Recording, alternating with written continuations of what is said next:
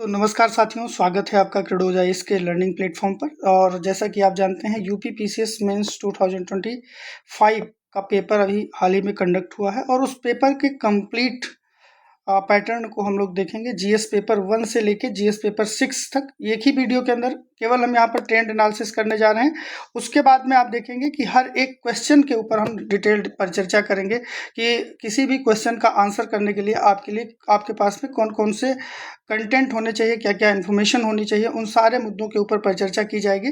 तो आज का ये जो हमारा एनालिसिस है, ये केवल हम ट्रेंड देखेंगे कि किस प्रकार से पिछले कई सालों में जो ट्रेंड बदला हुआ है यूपी पीसीएस का, उस बदले हुए ट्रेंड के अकॉर्डिंग चीज़ों को यहाँ पर समराइज करने का प्रयास किया जाएगा। तो जैसा कि आप देख रहे हैं, UP PCS mains general study paper 1 की बात की जाए तो यहाँ जीएस पेपर 1 के अंदर अगर हम इसका ट्रेंड देखने का प्रयास करें कि जो नंबर ऑफ क्वेश्चन या कितने नंबर के आपके प्रश्न देखने को मिले थे, तो यहाँ पर आप देखेंगे सबसे पहले हम बात करेंगे इंडियन हिस्ट्री और फ्रीडम स्ट्रगल के बारे में यहाँ पे बात की गई है। इंडियन सोसाइटी से जो क्वेश्चन आपके पूछे गए हैं उनके बारे में पर चर्चा की जाएगी और साथ ही साथ हम बात करेंगे इंडियन सोसाइटी सोशल इश्यूज के बारे में, इंडियन एंड वर्ल्ड ज्योग्राफी के बारे में, इंटरनेशनल रिलेशन और माइग्रेशन से संबंधित कुछ प्रश्न यहाँ पर आपको देखने को मिले हैं और साथ ही साथ वर्ल्ड हिस्ट्री के भी प्रश्न जो रहे हैं इस बार देखने को मिले हैं। ये प्रश्न, इन प्रश्नों का स्तर और किस तरह की अप्रोच आप यहाँ पर यूज करेंगे, उसका डिटेल डिस्कशन यहाँ पर आपको प्रोवाइड किया जा रहा है। ये जो डिस्कशन है ये उन बच्चों के लिए बहुत ज़रूरी है जो इस बार 2026 को टारगेट कर रहे हैं और आप देखेंगे कि प्रारंभिक परीक्षा से मुख्य परीक्षा में कितना डिफरेंस आपको देखने को मिलता है, किस तरह की डिफरेंस स्ट्रेटजी होती है, प्रश्नों के पूछने का स्तर क्या होता है, जो प्रारंभिक परीक्षा के लिए हम पढ़ते हैं उससे कितना अलग आपको यहाँ पर देखने को मिलेगा। ठीक है, शुरुआत करते हैं सेशन की। तो यहाँ पर सबसे पहला पेपर जो जनरल स्टडी पेपर 1 था, इसके अंदर आप जनरली इस चीज़ को जानते हैं कि 20 प्रश्न आपके पूछे जाते हैं और इन 20 प्रश्नों के अंदर डिवीजन की बात की जाए तो पहले 10 प्रश्न जो होते हैं वो आपके 8 मार्क्स के होते हैं और जो दूसरा सेक्शन होता है उसके अंदर 12 मार्क्स के 10 प्रश्न दिए जाते हैं। तो टोटल अगर आप देखें तो 200 नंबर का आपका पेपर ये कंप्लीट होता है। इस पेपर के अंदर बात की जाए तो जो प्रश्न पूछे गए हैं, इन प्रश्नों का जो स्तर है, जिस तरह से जनरली आयोग के द्वारा यूपी पीसीएस के अंदर प्रश्न पूछे जाते थे उससे थोड़ा सा अलग आपको देखने को मिलेगा। अगर हम बात करें सेक्शन ए के अंदर जीएस पेपर 1 में जो पहला प्रश्न आपसे पूछा गया था कि मौर्य काल में कला और प्रौद्योगिकी के विकास पर एक संक्षिप्त टिप्पणी आपको करना था। ठीक है, आर्ट एंड टेक्नोलॉजिकल जो डेवलपमेंट था during the phase of Mauryan period, इस चीज़ के ऊपर आपको एम्फेसाइज करना था, इसका आंसर आपको करना था। पहला प्रश्न था।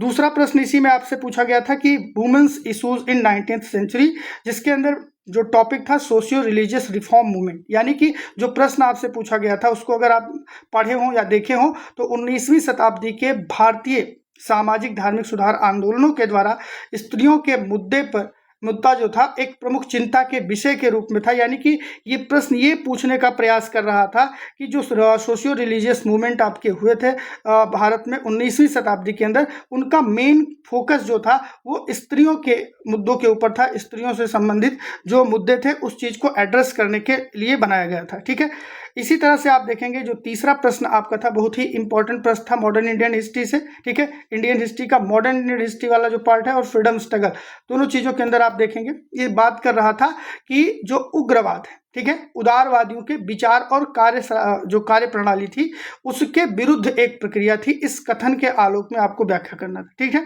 अब यहाँ पर आपको क्रिटिकली एग्जामिन करने की बात कर रहा है तो इट मीन्स ये प्रश्न पूछ रहा है कि जो उदारवादी थे, उदारवाद जनरली ये कहा जाता है कि उग्रवाद का उदय जो है उदारवादियों के माध्यम से हुआ है, लेकिन ये थोड़ा सा अंशतः सत्य है, पूरी तरह से सही नहीं है। इसमें चेंजेस ये करने की जरूरत थी कि केवल और केवल उदारवादियों की विचारधारा या कार्य प्रणाली के विरुद्ध उग्रवाद का उदय नहीं हुआ था, उसके पीछे बहुत सारे और कारण थे, उन कारणों को आपको बताना था। तो बहुत ही इंपॉर्टेंट क्वेश्चन है और अगर आप जनरली मेंस या पीटी के पॉइंट ऑफ व्यू से इस चीज़ को कवर करते हैं तो आपकी अप्रोच अलग रहती है, लेकिन इस प्रश्न का वो अप्रोच आपकी क्या होगी वो बहुत बेहतरीन तरीके से हर एक प्रश्न का अलग अलग वीडियो मैं आपको प्रस्तुत करूंगा यूट्यूब के ऊपर, तो वहां से आपको अंडरस्टैंडिंग हो जाएगी कि अगर आपको मुख्य परीक्षा के प्रश्नों को लिखना है तो आपको किस लेवल पे चीज़ों को समझना पड़ेगा। आपके पास में जो कॉम्प्रिहेंसिव कंटेंट होना चाहिए, कितना आप पढ़ेंगे तब बेहतर आंसर लिख पाएंगे,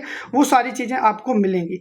इसके साथ ही मैं एक वीडियो, इसी वीडियो के लिंक के नीचे आपको इस पेपर का मॉडल आंसर भी आपको दूंगा कि किसी भी प्रश्न का अगर एक परफेक्ट आंसर आप देना चाहते हैं तो आपके पास में कितनी इंफॉर्मेशन होनी चाहिए, कितने डायमेंशन आपके होने चाहिए, उन सारे एस्पेक्ट को यहाँ पर हम कवर करते हुए चलेंगे, आपको बताया जाएगा। ठीक है, तो ये आपका पहला प्रश्न हो गया। ये भी आपका हिस्ट्री या आर्ट एंड कल्चर आप कह सकते हैं। वुमेन्स का इशू हो गया, ये आपका फ्रीडम स्ट्रगल, और ये जो आपका इंडियन हिस्ट्री है इसका पार्ट हो गया। प्रश्न 3 जो था ये भी आपका मॉडर्न इंडियन हिस्ट्री और फ्रीडम स्ट्रगल से देखने को मिलेगा। क्वेश्चन नंबर 4 जो आपका था ये भी बहुत ज़बरदस्त प्रश्न पूछा गया था, और आप देखेंगे कि किस तरह से यूपी पीसीएस भी यूपीएससी की तरफ टिल्ट हो रहा है। प्रश्नों का जो नेचर है उसी तरह से वहाँ पे प्रश्न आपको देखने को मिल रहे हैं। प्रश्न क्या था कि क्या वैश्वीकरण सांस्कृतिक एकीकरण एवं सांस्कृतिक संघर्ष दोनों को अग्रसर करता है। बहुत ही जबरदस्त प्रश्न था।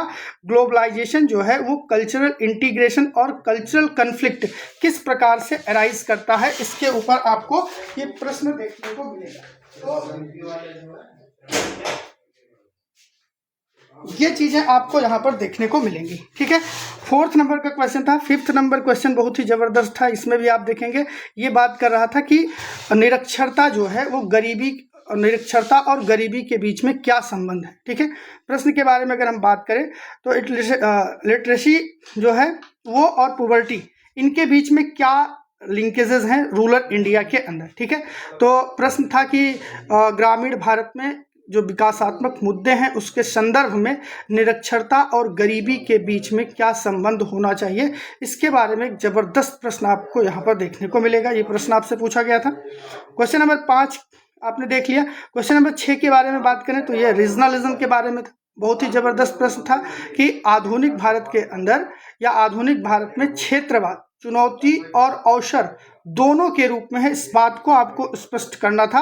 और इस प्रश्न का अगर सही तरीके से जवाब देना हो तो आपको केवल और केवल इस बात पर फोकस नहीं करने की ज़रूरत है कि किस प्रकार से जो आपका क्षेत्रवाद है, क्षेत्रवाद को एक चुनौती के रूप में भी देखा जा सकता है और एक प्रकार से वो अपॉर्चुनिटी के रूप में भी है। तो इन दोनों का इसेंस अब आप निकालने का प्रयास करेंगे तो ये बहुत ही एनालिटिकल प्रश्न हो जाता है कि किस प्रकार से रीजनलिज्म या जैसे आपने कोऑपरेटिव फेडरलिज्म की बात की होगी, बहुत सारे ऐसे डायमेंशन आप सुनते हैं और उन चीज़ों से अवगत भी हैं, तो उसके बारे में यहाँ पर डिटेल पर चर्चा करने की ज़रूरत है।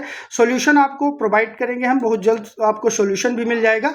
लेकिन इन जनरल आप ये समझ के चलिए कि इंडियन सोसाइटी के जो प्रश्न थे वो उनका जो स्तर था वो काफ़ी व्यापक स्तर पर आपको प्रश्न यहाँ पर देखने को मिल रहे हैं। ठीक है, इन सारी विचारधाराओं को आपको कंक्लूड करते हुए आगे बढ़ना था। या जब ये तो जैसे जो बच्चे एग्ज़ाम दे चुके हैं उन लोगों ने तो बहुत बेहतर किया ही है, लेकिन जो अगले साल के लिए तैयारी कर रहे हैं 2026-27 की मुख्य परीक्षा के लिए तैयारी कर रहे हैं, उनके लिए तो ये समझना बहुत ही आवश्यक हो जाता है कि किस तरह से चीज़ों को यहाँ पर कॉम्प्रिहेंसिव तरीके से कवर करने का प्रयास किया जा रहा है और जो रिक्वायर्ड इन्फॉर्मेशन है उसके ऊपर भी बहुत ज़्यादा काम करने की ज़रूरत है। ठीक है, अब मैं थोड़ा सा प्रश्नों के ऊपर थोड़ा सा ब्रीफली आपके साथ में परिचर्चा भी करता रहूँगा जिससे कि एक अंडरस्टैंडिंग आपकी डेवलप हो जाए। ठीक है, तो जैसे हमने बात की कि आधुनिक भारत में क्षेत्रवाद चुनौती और अवसर दोनों रूप में स्पष्ट होता है, तो सबसे पहले तो आपको ये बताना पड़ेगा कि जो भारत जैसे विविधता वाले देश के अंदर क्षेत्रवाद क्या है, एक स्वाभाविक परिघटना के रूप में है और इस बात को पूरी तरह से नकारा भी नहीं जा सकता। अब यहाँ पर आपको बताना है कि क्षेत्रवाद के कारण और प्रकार क्या हो सकते हैं। कुछ ऐतिहासिक कारण होंगे, भाषाई और सांस्कृतिक कारणों के आधार पर भी आपने देखा होगा रीजनलिज्म की टेंडेंसी आपको अराइज होती हुई दिखती है। साथ ही साथ कुछ इकोनॉमिक रीजन भी हो सकते हैं, जैसे विकास की जो असमानता है ये भी रीजनलिज्म को बढ़ावा देती है। जैसे बिहार हो गया, मध्य प्रदेश हो गया, राजस्थान हो गया, उत्तर प्रदेश हो गया, ये राज्य क्या है, ये इकोनॉमिकली थोड़ा सा वीकर है। और दक्षिणी राज्य तथा पश्चिमी राज्यों की बात करें तो उनके अंदर जो रिसोर्सेज हैं वो थोड़ा सा बेहतर है और इस वजह से वहाँ पर विकास की मुख्य धारा और तेज़ी से देखने को मिलती है।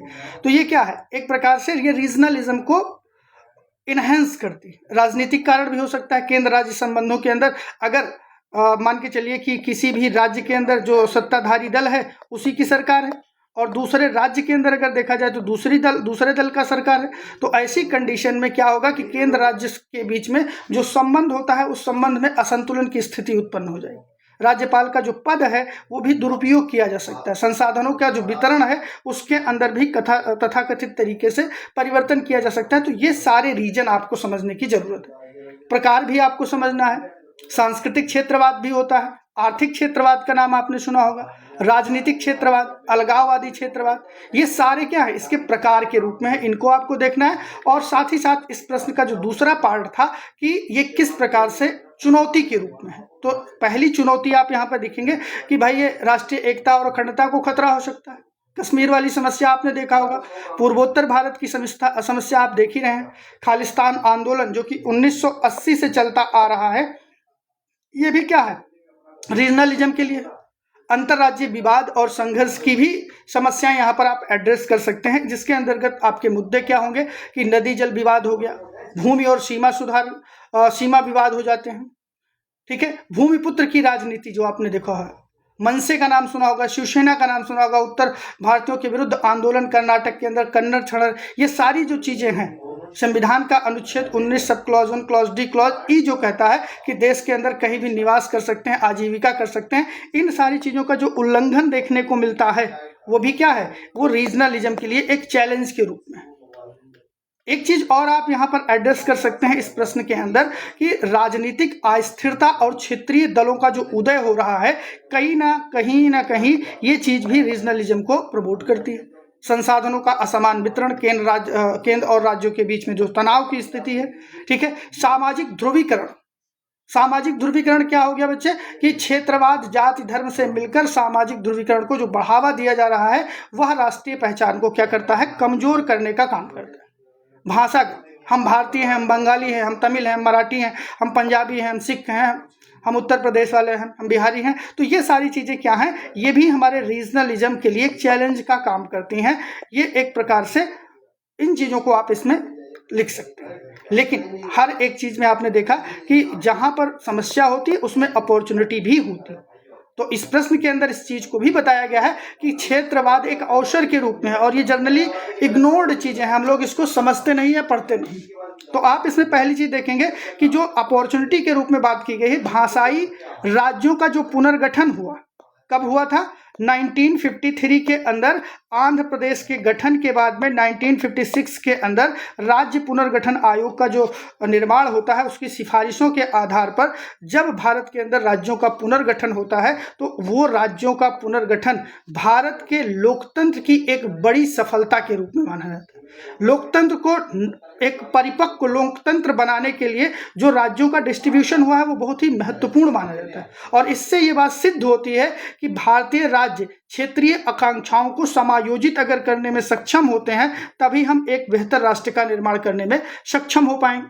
और नेहरू जी ने आरंभ में भाषाई राज्यों के पक्ष में नहीं थे, लेकिन जैसे जैसे चीज़ें आगे बढ़ती हैं, भाषाई पहचान का सम्मान जो है राष्ट्रीय एकता को मजबूत करता हुआ दिखता है, तो ऐसी स्थिति में वो भी इस चीज़ को मान जाते हैं। और इसी का परिप्रेक्ष्य आप देखेंगे, तेलंगाना का निर्माण हुआ 2014 के अंदर, झारखंड हो गया, उत्तराखंड हो गया, छत्तीसगढ़ का निर्माण होता है 2000 ईस्वी के अंदर। तो ये सारी चीज़ें जो है परंपर निरंतरता दर्शाती है कि किस प्रकार से भाषाई राज्यों का पुनर्गठन, जो कि क्षेत्रवाद से ही जन्मा था लेकिन उसने लोकतंत्र को परिपक्व करने में एक महत्वपूर्ण भूमिका निभाई थी। इन सारे डायमेंशन को आप यहाँ पर लिख सकते हैं। सहकारी संघवाद को प्रोत्साहन देता है, जैसे आपने देखा होगा जीएसटी परिषद का निर्माण हुआ और इस जीएसटी परिषद ने सहकारी संघवाद का एक उत्कृष्ट उदाहरण आपको देखने को मिलता है, जहां पर केंद्र और राज्य दोनों मिलकर नीतियों का निर्धारण करेंगे। नीतियों का जो निर्माण होगा उसमें केंद्र और राज्य की दोनों की भूमिका, और ऐसी कंडीशन में क्षेत्रवाद ने केंद्र राज्य संबंधों को पुनर्परिभाषित करने के लिए एक महत्वपूर्ण वो काम करते हैं। सरकारी आयोग आपने देखा होगा 1983 के अंदर, पुंछी आयोग आपने देखा होगा 2007 से लेकर 2010 तक चलती है, नीति आयोग आप देख ही रहे हैं। तो इन सारी चीज़ों ने क्षेत्रीय असंतोष की पृष्ठभूमि पर, जो क्षेत्रीय असंतोष था वो बात ध्यान में रखते हुए भी सरकार जो सहकारी संघवाद था, कोऑपरेटिव फेडरलिज्म था, उस चीज़ को इम्पोज करने में, उस चीज़ को आगे बढ़ाने में एक महत्वपूर्ण भूमिका निभाई। तो अब आप देखेंगे कि ये जो आंसर आप यहाँ पर लिखेंगे इसके अंदर कितने सारे डायमेंशन आपके ऐड हो रहे हैं। आप इसमें पॉलिटिकल एस्पेक्ट भी ऐड कर रहे हैं, ठीक है, रीजनल एस्पेक्ट भी ऐड कर रहे हैं, इकोनॉमिक एस्पेक्ट भी ऐड कर रहे हैं। तो जब आप इस लेवल पे कॉम्प्रिहेंसिव आपके पास नॉलेज रहेगा, देखने में प्रश्न तो बहुत आसान रहता है। अब रीजनलिज्म किसी को पता है, क्षेत्रवाद लिख के चला है, अब उसको लगेगा कि भाई सारा काम तो हम कर दिए हैं, हमारा तो सिलेक्शन हो जाएगा। लेकिन नहीं, जो डिमांड है उस डिमांड को आपको समझना पड़ेगा। प्रशासनिक दक्षता और विकेंद्रीकरण भी इसका एक महत्वपूर्ण एस्पेक्ट हो सकता है, एक आयाम हो सकता है। ठीक है, जैसे आपने देखा होगा छोटे राज्यों के निर्माण से प्रशासनिक दक्षता के अंदर वृद्धि होती है, और लगातार आपने देखा होगा कि फॉर्मेशन ऑफ स्मॉल स्टेट की बात की जाती है। झारखंड, छत्तीसगढ़, उत्तराखंड के निर्माण के बाद इन क्षेत्रों के अंदर आर्थिक विकास की बात की जाए, बुनियादी ढांचे का निर्माण हो, और जो गवर्नेंस की कंडीशन है वो भी वहां पर बहुत ही उल्लेखनीय तरीके से वृद्धि आपको देखने को मिलती है। तो प्रशासनिक दक्षता और विकेंद्रीकरण ये भी क्षेत्रीयवाद का या क्षेत्रवाद का एक महत्वपूर्ण आयाम हो सकता है। सांस्कृतिक विविधता का संरक्षण और संवर्धन भी यहाँ पर आपको देखने को मिलेगा। क्षेत्रवाद ने स्थानीय भाषाओं को, स्थानीय कलाओं को, साहित्यों को और वहाँ की जो परंपराएं हैं उनको जीवित रखने में एक महत्वपूर्ण भूमिका निभाते हैं। और इस चीज़ का उदाहरण अगर आप इस प्रश्न के अंदर देखना चाहें तो जो तमिल है, बंगाली है, मलयालम है, मराठी है, इनके साहित्य और सिनेमा, इनकी जो वृद्धि हुई है, इस चीज़ को आप देख सकते हैं। और यही विविधता जो है भारत की सॉफ्ट पावर का आधार भी बनती है। तो ये सारे एस्पेक्ट मल्टी डायमेंशनल अप्रोच में आपको प्रश्न लिखना पड़े। इसी में आप संविधान की बात कर सकते हैं कि संविधान की 8वीं अनुसूची में भाषाओं को स्थान देने और साहित्यिक अकादमी द्वारा क्षेत्रीय भाषाओं को पुरस्कृत करना इसी दिशा में राज्यों के द्वारा किए गए प्रयासों का एक फल होता है। तो ये नॉलेज आपको होना चाहिए, बस शब्द सीमा आपकी अलग अलग होती जाएगी। राजनीतिक भागीदारी और लोकतंत्र की जो जड़ें हैं, ठीक है, वो भी आपको क्षेत्रीयता के आधार पर ही मजबूत होती दिखेंगी।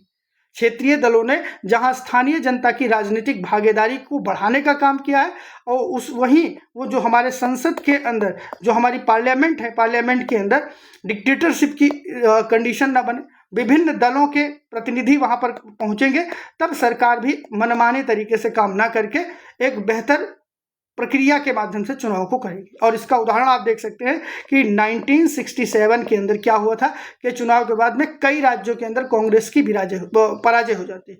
और यह क्षेत्रवाद के लोकतांत्रिक शक्ति का पहला प्रदर्शन था कि भाई आप केंद्र में तो मजबूत स्थिति में रह सकते हो, लेकिन यहाँ पर रीजनलिज्म भी है, आपकी पावर को हम कर्व करने की शक्ति रखते हैं। और मान के चलिए कि क्षेत्रों के अंदर या राज्यों के अंदर जो सत्ताधारी दल केंद्र के अंदर काम कर रहा है उसकी सरकार नहीं होती है, तो राज्यसभा के अंदर जो रिप्रेजेंटेशन होगा किसका होगा? क्षेत्रीय दलों का होगा। और यही चीज पॉलिसी मेकिंग के अंदर चेक एंड जो बैलेंस का जो कॉन्सेप्ट वहां पर बनाया गया है उस चीज में यहाँ पर मदद करने का काम करेगा। तो इस तरह से इन डायमेंशंस को लिखते हुए आर्थिक प्रतिस्पर्धा का और विकास के इंजन के रूप में भी हो सकता है। पूर्वोत्तर का आपने देखा होगा कि नकारात्मक और सकारात्मक दोनों तरह से एक्ट ईस्ट पॉलिसी जो है उसके माध्यम से। तो जब इन चीजों को हम लिखते हैं, इसका कहाँ है क्रिटिकली एग्जामिन करना था आपको, तो यहाँ पर क्षेत्रवाद की सीमाओं को आप यहाँ पर लिखते हुए चीज़ों को आगे बढ़ सकते हैं। और इसका डिटेल परिचर्चा आपके साथ करेंगे हर एक प्रश्न के ऊपर, और इतना डिटेल में रहेगा कि समझ लीजिए उसी प्रश्न के माध्यम से फिर आपको कुछ पढ़ने की जरूरत ही नहीं पड़ेगी। ठीक है, यहाँ से फिर आपका दूसरा एस्पेक्ट शुरू हो जाता है इंडियन ज्योग्राफी का। ठीक है, इंडियन एंड वर्ल्ड ज्योग्राफी का। और यहाँ पे प्रश्न संख्या 7 क्या था? प्रश्न संख्या 7 था कि भारत में हिम नदों की प्रकृति में भिन्नताओं की समीक्षा कीजिए। ठीक है, variation in nature's of glacier in India. बहुत ही जबरदस्त प्रश्न था। अब ग्लेशियर आप पढ़ते हैं तो बहुत ही रफ पढ़ लेते हैं, बहुत ही आसान तरीके से आप पढ़ लेते हैं या प्रीलिम्स पॉइंट ऑफ व्यू से इस चीज को कवर कर लेते हैं। लेकिन मेंस में अगर इस तरह से प्रश्न पूछा गया तो उसका आप अंदाजा आप लगाइए कि किस प्रकार से चीजों को समझने की जरूरत है। और सबसे पहले आपको ये समझने की जरूरत है कि भौगोलिक वितरण किस प्रकार से है, वेरिएशन किस प्रकार से है, इसका ज्योग्राफिकल डिस्ट्रीब्यूशन किस प्रकार से है हिमनदों का। जैसे आपने देखा होगा कि ये आप पढ़े होंगे पश्चिमी हिमालय, काराकोरम व लद्दाख का जो क्षेत्र है। मध्य हिमालय की बात की जाए जो हिमाचल प्रदेश के अंदर आता है, बड़ा सिंगड़ी, चंद्रा, पार्वती और कुल्टी, ये जो हिमनद हैं वहाँ के अंदर पाए जाते हैं। उत्तराखंड के अंदर अगर हम बात करें तो गढ़वाल और कुमाऊं हिमालय जो है सिक्किम व अरुणाचल प्रदेश के अंदर भी देखा जाए तो जेमू जो है 26 किलोमीटर का है। तो ये सारी चीज़ें आप देखेंगे। सबसे पहले इसमें क्या करना रहेगा, इसका ज्योग्राफिकल डिस्ट्रीब्यूशन आपको बताना रहेगा किस प्रकार से डिस्ट्रीब्यूटेड है। जब आप इस चीज को बता देंगे तो उसके बाद में फिर आप बात करेंगे कि कितने प्रकार के आपके हिमनद होते हैं, हिमनदों के प्रकार के बारे में आपको बात करनी है। हिमनदों के अंदर प्रकार के बारे में बात की जाए तो आप देखे होंगे घाटी हिमनद होता है, जिसे वैली ग्लेशियर बोला जाता है। आपने देखा होगा एक शब्द जिसे हम क्या बोलते हैं, सार्क हिमनद। सार्क हिमनद के बारे में भी आपने देखा होगा। पीमॉन्ड हिमनद के बारे में बात आप देखे होंगे। काराकोरम का जो कुछ क्षेत्र है पर्वत के आधार में, ठीक है, जो पर्वत का बेस होता है उस बेस के अंदर ये आपका होता है, जिसे हम पिडमॉन्ट हिमनद बोलते हैं, ठीक है। लटकते हिमनद बोलते हैं, खड़ी ढलानों पर अस्थिर जो आपके हिमनद बने होते हैं, और जमे हुए हिमनद। तो कुल मिला के अगर हम बात करें तो 5 प्रकार के क्या होते हैं, हिमनद आपके पाए जाते हैं। पहले तो आपको प्रकार पर पता होना चाहिए। अब आपको ये पता होना चाहिए कि वेरिएशन किस प्रकार से होता है, रेजिम इनकी कैसे किस प्रकार से ये डिस्ट्रीब्यूट होती है, ठीक है। तो सबसे पहले कुछ हिमनद इस प्रकार से होते हैं जो शीतकालीन संचय वाले हिमनद, ठीक है, जो शीतकाल के अंदर अपना वो डिपोजिशन बनाते हैं।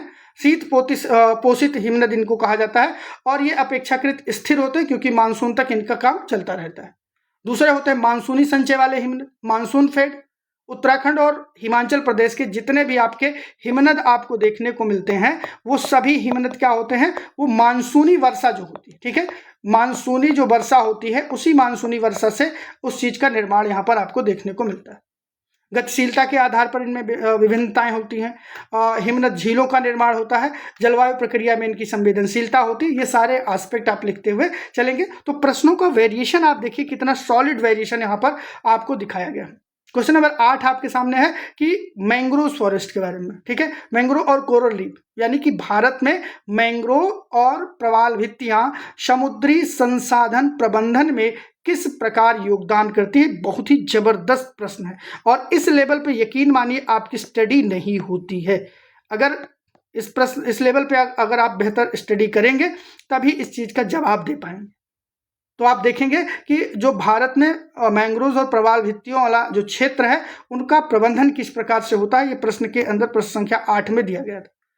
मैंग्रोव को क्या बोला जाता है, मैंग्रोव को समुद्र के फेफड़े के रूप में जाना जाता है, ठीक है। ये केवल जैव विविधता के केंद्र नहीं होते हैं, इनके माध्यम से क्या होता है, जो समुद्री संसाधन है उनका प्रबंधन भी देखने को मिलता है। अब हम यहाँ पर इस चीज को 2 भागों में डिवाइड करके पढ़ेंगे। एक तो आपका मैंग्रोव्स के बारे में, दूसरा आपका कोरल रीफ के बारे में। मैंग्रोव्स के बारे में बात की जाए तो आपने देखा होगा कि भारत के अंदर 4992 वर्ग किलोमीटर, ये किसके माध्यम से, FSI का जो डाटा है 2021 का उसके आधार पर बताया गया है। इसका डिस्ट्रीब्यूशन भारत में कुल कितना क्षेत्र है, तो 4992 वर्ग किलोमीटर के अंदर मैंग्रोव फॉरेस्ट आपके फैले हुए हैं। ये FSI के डाटा के माध्यम से बताया गया। कहाँ कहाँ पर है ये अभी आपको पता होना चाहिए, जैसे सुंदरबन हो गया, भितरकनिका हो गया, कच्छ की खाड़ी हो गई, अंडमान निकोबार द्वीप समूह हो गया, पिचावरम हो गया, गोदावरी और कृष्णा नदी का जो डेल्टा है, इन क्षेत्रों के अंदर मैंग्रोव फॉरेस्ट आपके देखने को मिलते हैं। अब ये मैंग्रोव जो हैं ये किस प्रकार से समुद्री संसाधनों के प्रबंधन में एक महत्वपूर्ण भूमिका निभाते हैं, इस चीज को अगर आपको समझना है तो इसके लिए आप देखेंगे सबसे पहला काम इनके द्वारा क्या किया जाता है, जो आपका मत्स्य संसाधन प्रबंधन है उसमें महत्वपूर्ण भूमिका निभाते हैं। जो नर्सरी बनती है, जैसे मैंग्रोव की जड़ें जो होती हैं उन जड़ों के अंदर असंख्य मछलियां होती हैं, झींगे होते हैं, जो केकड़े होते हैं, वो अपनी नर्सरी बनाते हैं, अंडे वहीं पर देते हैं। और ये कहा जाता है कि भारत जो उष्णकटिबंधीय तटीय मत्स्य उत्पादन करता है उसका 80% भाग जो है वो मैंग्रोव परितंत्र से प्रत्यक्ष या परोक्ष रूप से पोषित होता है, और वहीं से उसका निर्माण होता है। तो पहली चीज, मत्स्य संसाधन प्रबंधन के अंदर जो मैंग्रोव्स हैं उनका बहुत ही बड़ा योगदान है, और वो हमारी अर्थव्यवस्था में भी एक महत्वपूर्ण योगदान करते हैं, क्योंकि मत्स्य उत्पादन से हमें आर्थिक लाभ होता है। तटीय संरक्षण और आपदा न्यूनीकरण, इस चीज को आप समझने का प्रयास करिएगा। जो मैंग्रोव की सघन जड़ प्रणाली होती है उसमें जो समुद्री तरंग होती है, उस समुद्री तरंग का 70 से 90% हिस्सा जो होता है वो अवशोषित हो जाता है। 2004 के अंदर आपने जो सुनामी देखी होगी, जो पिचावरम और भितरकनिका के मैंग्रोव क्षेत्र वाले क्षेत्रों के अंदर था, तो मैंग्रोव सहित क्षेत्रों की तुलना में वहां पर कम क्षति आपको देखने को मिलती। ये क्या होते हैं, जैविक तटरक्षक के रूप में इनको कहा जाता है। जो मैंग्रोव फॉरेस्ट होते हैं उन्हें हम क्या बोलते हैं, उन्हें हम जैविक तटरक्षक की संज्ञा देते हैं या तटबंध भी कहते हैं। ठीक है, जैविक तटबंध। एक चीज और यहाँ पर आपने देखा होगा, एनवायरमेंटल एस्पेक्ट में अगर देखा जाए तो कार्बन पृथक्करण जलवायु विनियमन के अंदर ब्लू कार्बन जो हो गया 3 से 5 गुना अधिक कार्बन को संग्रहित करने का काम करते हैं, कार्बन एब्जॉर्बर के रूप में काम करते हैं। जल गुणवत्ता और पोषक तत्व प्रबंधन में भी, जैसे जैव फिल्टर के रूप में भी ये मैंग्रोव फॉरेस्ट काम करते हैं, जैव विविधता का संरक्षण करते हैं।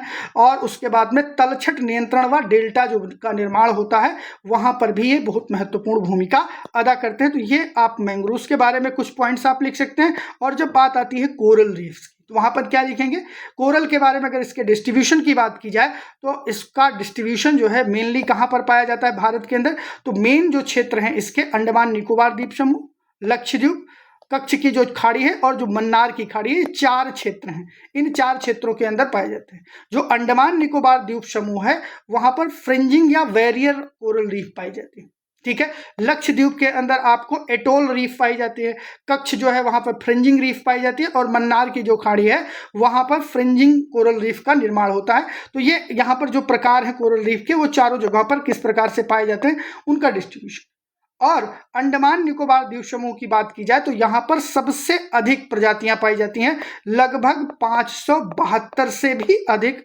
प्रजातियां यहाँ पर देखने को मिलती हैं इनकी। अब ये चीज तो आपको बेसिक इन्फॉर्मेशन हो गई। अब इस बेसिक इन्फॉर्मेशन को आप 1 लाइन 2 लाइन में लिख के इंट्रो पार्ट लिख सकते हैं। उसके बाद में आप इसको दिखाएंगे कि किस प्रकार से ये समुद्री संसाधन प्रबंधन में इनका योगदान रहता है। जैसे आपके सामने प्रश्न बन जाएगा कि मत्स्य उत्पादन एवं पोषण का आधार।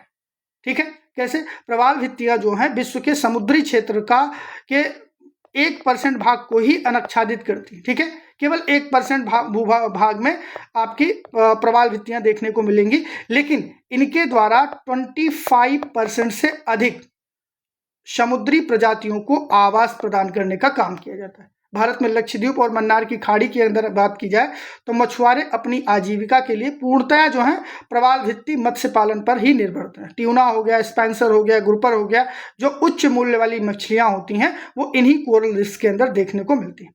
तटीय सुरक्षा एवं लहर अवरोध के रूप में काम करती हैं। पर्यटन और एक प्रकार से आप कह सकते हैं जो नीली अर्थव्यवस्था है, blue economy and ecotourism. Andaman Nicobar और लक्षद्वीप के अंदर जो प्रवाल भित्तियां हैं, स्कूबा ड्राइविंग का नाम आपने सुना होगा, स्नार्कलिंग सुना होगा, ग्लास बॉटम बोट के बारे में सुना होगा। ये सारी चीजें पर्यटन के लिए एक महत्वपूर्ण इकोनॉमिक एस्पेक्ट को जनरेट करने का काम करती है। तो इस चीज को भी आप लिख सकते हैं। जैव रासायनिक संसाधन और औषधि विज्ञान के अंदर जो बायोफार्मास्यूटिकल होता है उसके अंदर प्रवाल भित्तियों में पाए जाने वाले कुछ समुद्री जीव ऐसे होते हैं जो स्पंज, मोलस्क, ठीक है, और एकिनोडर्म जो होते हैं, एकिनोडर्मा जिसे बोला जाता है, वो कैंसर रोधी एंटीबायोटिक या एंटीवायरल जो दवाइयां होती हैं उनको बनाने के लिए, जो दर्द निवारक दवाइयां होती हैं, ठीक है, कैंसर रोधी जो दवाइयां होती हैं उनका जो निर्माण होता है वो प्रवाल परितंत्र से जो प्राप्त जीव होते हैं उनके द्वारा ही उनका निर्माण किया जाता है। तो नीले जैव प्रौद्योगिकी का आधार जो है आप कह सकते हैं बायोफार्मास्यूटिकल के अंदर भी इनका बहुत ही बड़ा योगदान आपको देखने को मिलेगा। पोषक तत्व चक्रण के अंदर जो आपकी न्यूट्रिएंट साइकिल होती है उसमें भी इनका एक बहुत महत्वपूर्ण योगदान रहता है। और साथ ही साथ जलवायु अभिलेख जिसे हम बोलते हैं या जो वैज्ञानिक प्रबंधन होता है जिसे डाटा मैनेजमेंट कहा जाता है, उसमें भी समुद्री तापमान किस प्रकार से निर्धारित होगा, विभिन्न प्रकार के जीवों के अंदर जो पीएच इम्बैलेंस होता है, एल्निनो लालिनो के चक्रों की जो जानकारी मिलती है, उन सारी चीज़ों का जो आधार होता है वो कोरल रीफ से आपको देखने को मिलेगा।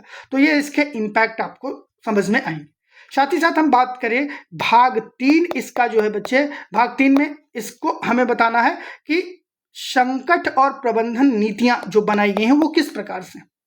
मैंग्रोव्स के लिए झीला पालन हेतु वनों की कटाई, तटीय निर्माण, प्रदूषण और समुद्र स्तर में वृद्धि के ऊपर ये एक प्रकार से थ्रेट के रूप में काम करते हैं। यानी कि जो मैंग्रोव फॉरेस्ट हैं वो किस प्रकार से अपना रेलेवेंस खो देंगे, उसके पीछे की वजह अगर आपसे पूछी जाए तो यहाँ पर जो झींगा का पालन है वो मैंग्रोव्स के लिए, झींगा पालन के लिए वनों की कटाई की जाती है, तट के रूप में उनका निर्माण किया जाता है और ये उस पर एक खतरे के रूप में।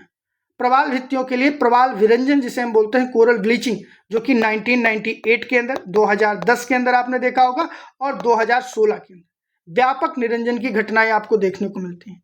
और इसी वजह से आप देखेंगे महासागरीय अम्लीकरण, ठीक है, ओशन एसिडिफिकेशन, अत्यधिक मत्स्य अखेट यानी कि मत्स्य पालन जो है या मछलियों का अधिक से अधिक मात्रा में उनको पकड़ना, ये सारी चीजें, और पर्यटन के लिए उसको यूज करना, ये भी एक समस्या के रूप में है। लेकिन अब की आपको फोर्थ पार्ट के अंदर क्या आपको मेंशन करना पड़ेगा, यहाँ पर देखना पड़ेगा कि इन चीजों के प्रबंधन के लिए सरकार के द्वारा कौन कौन सी चीजें की जा रही, कानूनी ढांचा किस प्रकार से बनाया गया, कुछ क्षेत्रों को संरक्षित किया जाता है, पुनर्स्थापन कार्यक्रम लगाए जाते हैं और समुदाय आधारित प्रबंधन तकनीकों का निर्माण किया जाता है जिससे कि हम इसे और बेहतर कर सकें। ठीक है, तो कुल मिला के इन सारी चीजों को आप यहाँ पर लिख के चीजों को आगे बढ़ा सकते हैं। ठीक है, तो प्रश्न संख्या 7 था। प्रश्न संख्या 8 मैंग्रोव और कोरल रीफ के बारे में 8 नंबर का प्रश्न था। लेकिन इतने डिटेल में अगर आपने चीजों को पढ़ा है, इतनी चीजें आपको पता है, तब आप इसका अगर आंसर करते हैं तो बहुत बेहतर आंसर माना जाएगा। और यही होता है ना, जनरली आप कोरल रीफ और मैंग्रोव इसके बारे में तो आप जैसे तैयारी शुरू करते हैं आपको तुरंत जानकारी हो जाती है, लेकिन प्रश्न में लिखना क्या है ये समझने में आपको ज़्यादा समय लगता है और उसके लिए बहुत ही गहराई से चीज़ों को समझना पड़ेगा, पढ़ना पड़ेगा। नेक्स्ट आपका क्वेश्चन नंबर आपका है क्वेश्चन नंबर 9। क्वेश्चन नंबर 9 है शिनो इंडियन बॉर्डर डिस्प्यूट। ठीक है, चीन भारत सीमा विवाद के उद्भव, विस्तार और उसके निहितार्थ, इसका आपको परीक्षण करना है। ओरिजिन, डायमेंशन एंड इम्प्लीकेशन क्या हो सकते हैं, इंटरनेशनल रिलेशन और माइग्रेशन। ये जो प्रश्न है कुल मिला के अगर आप देखें, ज्योग्राफिकल कॉन्टेक्स्ट इसको दिया गया है कि किस प्रकार से ज्योग्राफी के अंदर जो बाउंड्रीज होती हैं वो किस प्रकार से किसी भी नेबरिंग कंट्री के साथ में हमारी जो कंडीशन है उसको कैसे बेहतर बनाने में काम करेंगी, तो उस चीज़ पर आधारित है। इंटरनेशनल रिलेशन और माइग्रेशन से संबंधित आप देख सकते हैं, लेकिन ज्योग्राफिकल कॉन्टेक्स्ट यहाँ पर ज़्यादा है, या आप इसको कह सकते हैं कि पूरी तरह से जियोपॉलिटिक्स का एक पार्ट। अब यहाँ पर अगर इस प्रश्न को आपको लिखना हो तो सबसे पहले आपको बताना पड़ेगा कि लगभग 3488 किलोमीटर, कितना, 3488 किलोमीटर लंबी वास्तविक नियंत्रण रेखा, जिसे हम क्या बोलते हैं, LAC, क्या है, ये दोनों देशों के बीच में है, लेकिन इसका कोई स्पष्ट सीमांकन नहीं है कि वो कहां पर किसका है, और यही चीज इसके झगड़े की जड़ है। और इसी में आप देखेंगे कि 1962 के अंदर युद्ध से लेकर 2020 तक जो गलवान का संघर्ष आपको देखने को मिला है, यही विवाद क्षेत्रीय स्थिरता, एशियाई शक्ति संतुलन और वैश्विक भू राजनीति को गहराई से प्रभावित करने का काम करता है, जो इन दोनों देशों के सीमा विवाद को क्या करता है, बढ़ाए रखने में एक महत्वपूर्ण भूमिका निभाता है। अब इस चीज को अगर आंसर लिखना है तो आंसर लिखने में आप बहुत ही फॉर्डर पॉइंट्स को लिख सकते हैं, लेकिन समझने के दृष्टिकोण से आप कैसे इस चीज को समझेंगे, इस ओरिजिन या ये जो सीमा विवाद दोनों के बीच में शुरू हुआ है, इसका आधार क्या रहा, ये शुरू कैसे हो गया। ऐसे तो हुआ नहीं कि अपने मन में आया तुरंत से शुरू हो गया। इसके लिए आप देखेंगे कि इसकी एक औपनिवेशिक हिस्ट्री है। वो कैसे, जैसे आपने देखा होगा मैकमोहन लाइन, जो कि 1914 के अंदर बनाई जाती है शिमला सम्मेलन में। ठीक है, ब्रिटिश भारत और तिब्बत के प्रतिनिधियों के बीच में खींची गई एक रेखा है, तो ब्रिटिश साम्राज्य के द्वारा इसको बोया जाता है, वही सारा कुछ वो के यहाँ पर गए। दूसरा जॉनसन रेखा हो गई। ठीक है, पश्चिमी क्षेत्रों के अंदर जो बनाई गई। तिब्बत का जो विलय होता है और भू राजनीतिक परिवर्तन जो होता है 1950 के अंदर, एनेक्सेशन ऑफ तिब्बत। 1950 में चीन द्वारा चीन के अंदर तिब्बत के विलय ने भारत चीन के बीच में सीधी रेखा स्थापित की, और इससे पहले तिब्बत एक बफर राज्य के रूप भूमिका अदा करता था। 1954 के अंदर पंचशील सिद्धांतों के अंदर हिंदी चीनी भाई भाई की जो नीति थी वो थोड़ा सा कमजोर पड़ गई। अक्साई चीन राजमार्ग विवाद जो है, इसको भी आप यहाँ पर लिख सकते हैं। 1962 का जो युद्ध होता है वो भी आप लिख सकते हैं। 20 अक्टूबर 1992 को चीन के साथ में पूर्वी और पश्चिमी क्षेत्रों के आक्रमण कर देता है और भारत की करारी पराजय हो जाती है। ठीक है, और 21 नवंबर 1962 को एक तरफा युद्ध विराम घोषित कर दिया जाता है, और यहाँ से क्या होता है कि लाइन ऑफ एक्चुअल कंट्रोल, जिसे हम वास्तविक नियंत्रण रेखा है, उसका जन्म होता है। ठीक है, कब, ये 21 नवंबर 1962 को। इस चीज को आप देखेंगे। फिर आप यहाँ पर देखेंगे इसके दूसरे डायमेंशन को आपको एड्रेस करना है कि इसके भौगोलिक आयाम क्या है, ज्योग्राफिकल डायमेंशन क्या है। विवाद के 3 क्षेत्रों में, ये जो विवाद है इसको 3 क्षेत्रों में डिवाइड किया जाता है, भारत और चाइना का। पहला जो क्षेत्र है आप देखेंगे वो पश्चिमी क्षेत्र है या अक्साई चीन वाला जो क्षेत्र है, ठीक है। मध्य क्षेत्र हिमालय और उत्तराखंड का है, और पूर्वी क्षेत्र की बात करें तो अरुणाचल प्रदेश के साथ में है।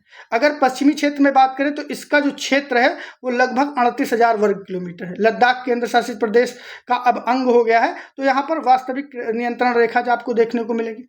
मध्य क्षेत्र के अंदर अगर बात की जाए तो ये लगभग 2,000 वर्ग किलोमीटर का छुटपुट दावेदारी यहाँ पर वो करता रहता है। और अरुणाचल प्रदेश की बात करें तो चीन 9,000 वर्ग किलोमीटर के अरुणाचल प्रदेश पर लगातार उसका दावा रहता है दक्षिणी तिब्बत सेगमेंट के अंदर। तवांग का दावा विशेष रूप से आक्रामक है, क्योंकि ये छठे दलाई लामा के जन्मस्थली के रूप में है और तिब्बती बौद्ध के धार्मिक महत्व का एक मुद्दा यहाँ पर आपको देखने को मिलेगा। तो ये सारे जो एस्पेक्ट हैं यहाँ पर इसके भौगोलिक डायमेंशन की बात करते हैं। तो यहाँ तक बात आपको क्लियर हो गई होगी, आपको समझ में आ गया होगा। आगे हम बात करेंगे कि प्रमुख टकराव के बिंदु क्या हो सकते हैं और कौन कौन सी घटनाएं यहाँ पर हुई हैं, उन चीज़ों को आप देख लेंगे भारत और चीन के संबंधों के बीच में। अब आप अगर आपने सही ढंग से इंटरनेशनल रिलेशंस पढ़ा है तो वहाँ पर बहुत बेहतर तरीके से इन क्रोनोलॉजी को ही लिख देते हैं तो आपका काम हो जाएगा। जैसे आप देखिए 1967, ठीक है, 1967 में क्या होता है, नाथुला और चोला जो संघर्ष होता है सिक्किम के अंदर, भारत की प्रभावी प्रतिक्रिया यहाँ पर देखने को मिलेगी। 1987 के अंदर अगर बात करें तो अरुणाचल के अंदर जो वो होता है, मतलब कि टेंशन्स बढ़ती हैं। 2017 के अंदर डोकलाम गतिरोध आपने देखा होगा, जहाँ पर भूटान चीन भारत ये त्रिसंधि देखने को मिलती है। 73 दिनों का सैन्य गतिरोध आपको यहाँ पर देखने को मिलेगा। 2020 के अंदर आप देखेंगे कि गलवान संघर्ष आपको देखने को मिलता है, और 2022 के अंदर अभी हाल ही में आपने देखा होगा तवांग के अंदर भी झड़प आपको देखने को मिलती है। LAC के ऊपर पुनः तनाव की स्थिति बन जाती है, ठीक है। तो ये सारे वो आपको घटनाएं आपको देखने को मिलती है।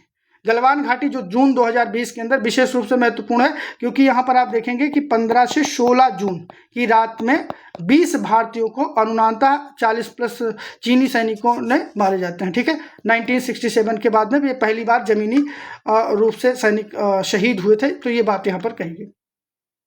साथ ही साथ यहाँ पर आप देखेंगे कि इस डिस्प्यूट के अंदर सैन्य रणनीतिक सैन्य आयाम भी आपको देखने को मिले। चीन की सलामी स्टाइल रणनीति जो हो गई, आधारभूत संरचना प्रतिस्पर्धा हो गई, परमाणु के आयाम हो गए, ये सारे आयाम यहाँ पर आपको देखने को मिलेंगे। कूटनीतिक आयाम भी हैं, द्विपक्षीय वार्ता तंत्र हो गया, बहुपक्षीय मंचों पर विरोधाभास हो जाता है, ठीक है। तो ये सारी चीज़ें जब आप लिख देते हैं तो उसके बाद में फिर इसके निहितार्थ या इम्प्लीकेशन के ऊपर आपको फोकस करना पड़ेगा। इम्प्लीकेशन के बारे में बात करें, भारत चीन का जो मुद्दा है ये भारत की सुरक्षा और रणनीतिक निहितार्थ को भी कमजोर करने का काम करता है। भारत 2 मोर्चों पर युद्ध करता है। 2 फ्रंट वार की चुनौती हमेशा भारत के सामने पड़ी रहती है, एक तरफ चीन और दूसरी तरफ पाकिस्तान। गहरे रणनीतिक सहयोग के कारण CPEC China Pakistan economic corridor जो है पाक अधिकृत कश्मीर से गुजर रहा है, जो भारत की संप्रभुता को भी चुनौती देने का काम करता है। और इसके जवाब में भारत के द्वारा अग्निपथ, आत्मनिर्भर भारत और थिएटर कमांड जैसे बहुत सारे काम भी किए गए, लेकिन वो अभी सुधार निहितार्थ देखते हुए नहीं दिखे। इकोनॉमिक इम्प्लीकेशन भी है इसका। गलवान के बाद में जब गलवान घाटी में इंसिडेंट हुआ था तो भारत के द्वारा 59 चीनी जो ऐप्स थे, टिकटॉक हो गया, वीचैट हो गया, ऐसे ही 59 चीनी एप्लीकेशंस जो भारत के अंदर काम कर रहे थे उनको प्रतिबंधित कर दिया। हाल ही में आपने देखा होगा FDI की नीतियों को परिवर्तित करके जो हमारे सीमावर्ती देश थे उनके निवेश के लिए सरकारी अनुमोदन अनिवार्य कर दिया गया। यानी कोई भी सीमावर्ती देश भारत के अंदर निवेश करना चाहता है तो उसके लिए गवर्नमेंट अप्रूवल जरूरी हो। इतना होने के बावजूद भी भारत चीन व्यापार जो है 2022 से लेकर 2023 के बीच में 136 अरब डॉलर तक पहुंच जाता है, जो दर्शाता है कि आर्थिक परस्पर निर्भरता होने के बावजूद दोनों देशों के बीच में राजनीतिक तनाव, ठीक है, ये लगातार चलता रहता है। तो ये इसके इम्प्लीकेशन क्षेत्रीय और भू राजनीतिक निहितार्थ भी। क्वेट की बात की जाए, क्वेट का उद्भव होता है भारत चीन तनाव से। भारत, अमेरिका, जापान और ऑस्ट्रेलिया अधिक सक्रिय भागीदारी की दिशा में प्रेरित होते हैं और हिंद प्रशांत क्षेत्र के अंदर चीन के प्रभाव को सीमित करने के लिए क्वेट का निर्माण किया जाता है, ठीक है, ये बनाया गया। भारत के द्वारा अपनाई जाने वाली एक्ट ईस्ट पॉलिसी जो है चीन की घेराबंदी का मुकाबला करती है। भूटान और नेपाल के अंदर भी प्रभाव देखने को मिलेगा। तो ये क्षेत्रीय भू राजनीतिक निहितार्थ है, regional geopolitical implications of the Indo China relation. साथ ही साथ आप देखेंगे इसका कुछ मुद्दा आपको पर्यावरणीय और जल संसाधन निहितार्थ में भी देखने को मिलेगा। चीन ब्रह्मपुत्रा रिवर का जो के ऊपर बड़े बड़े निर्माण कर रहा है, ये भी डिस्प्यूट चलता रहता है। भारत को जल युद्ध वाटर वॉर की भी आशंका रहती है।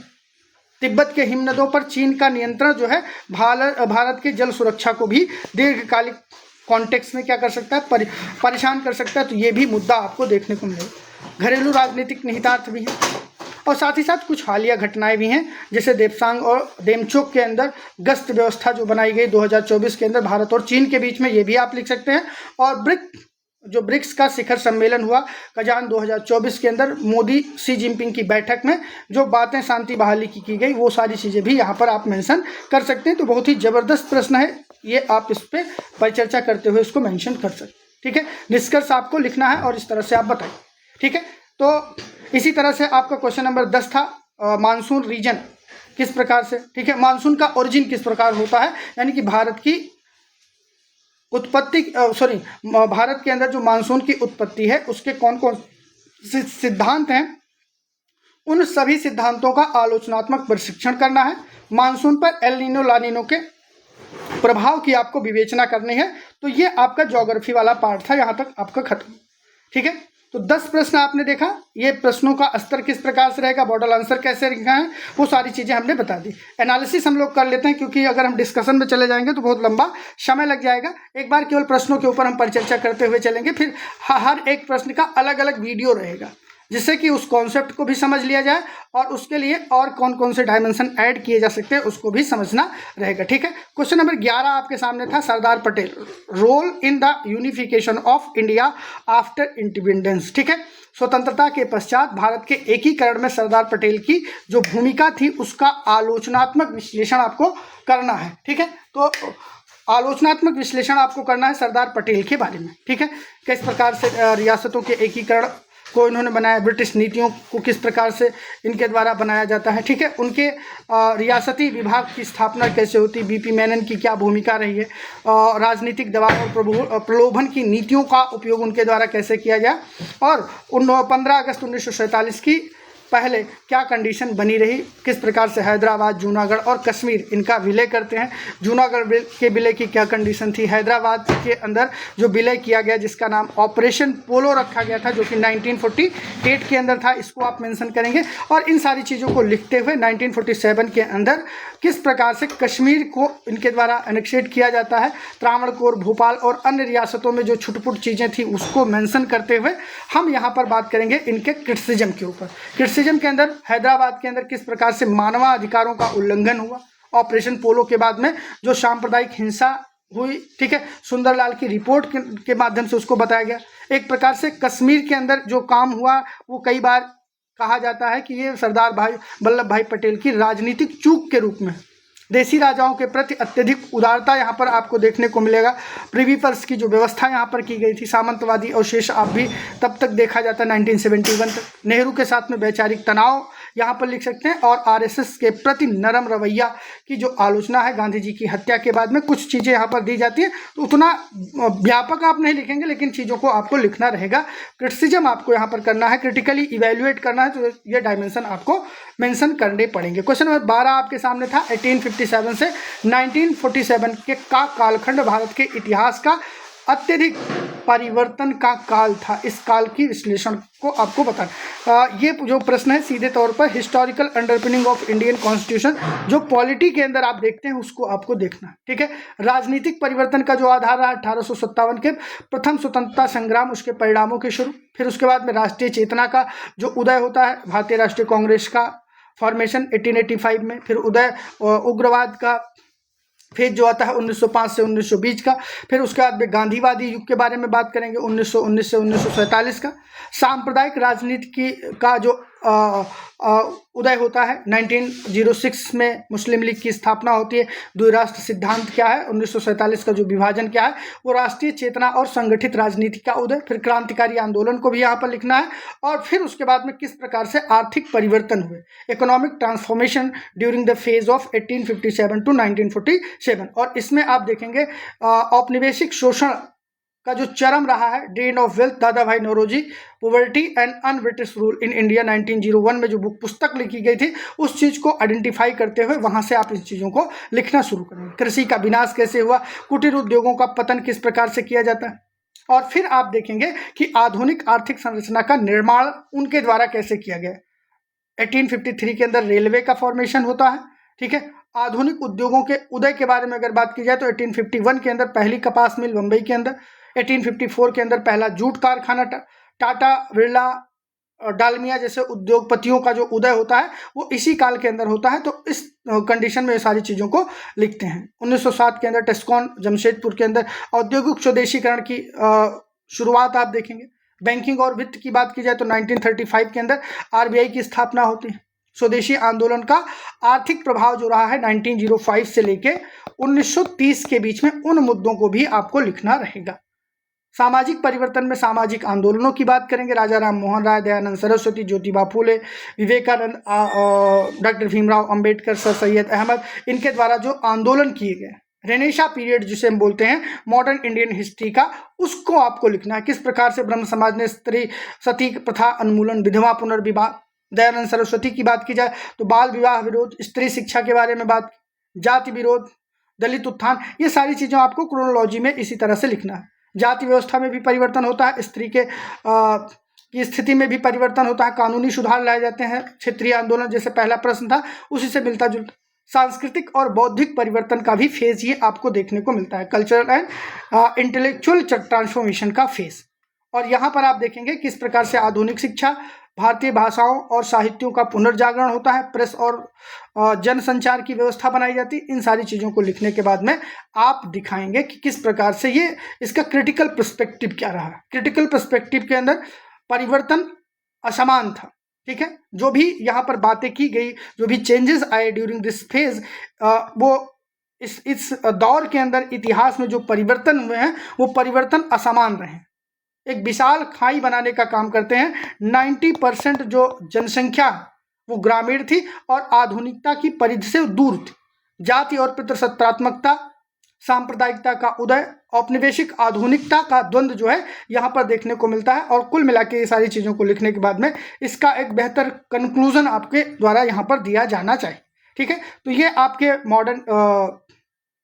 मॉडर्न इंडियन हिस्ट्री के 12 नंबर वाले प्रश्न थे। पहला आपका सरदार पटेल, दूसरा इस पीरियड के अंदर जो इमेंस चेंज देखने को मिला है 1857 से लेकर 1947 के बीच में, संपूर्ण इतिहास को आपको समराइज करना है, कोई भी डायमेंशन आपका नहीं छूटना चाहिए, यहाँ पर बात कीजिए।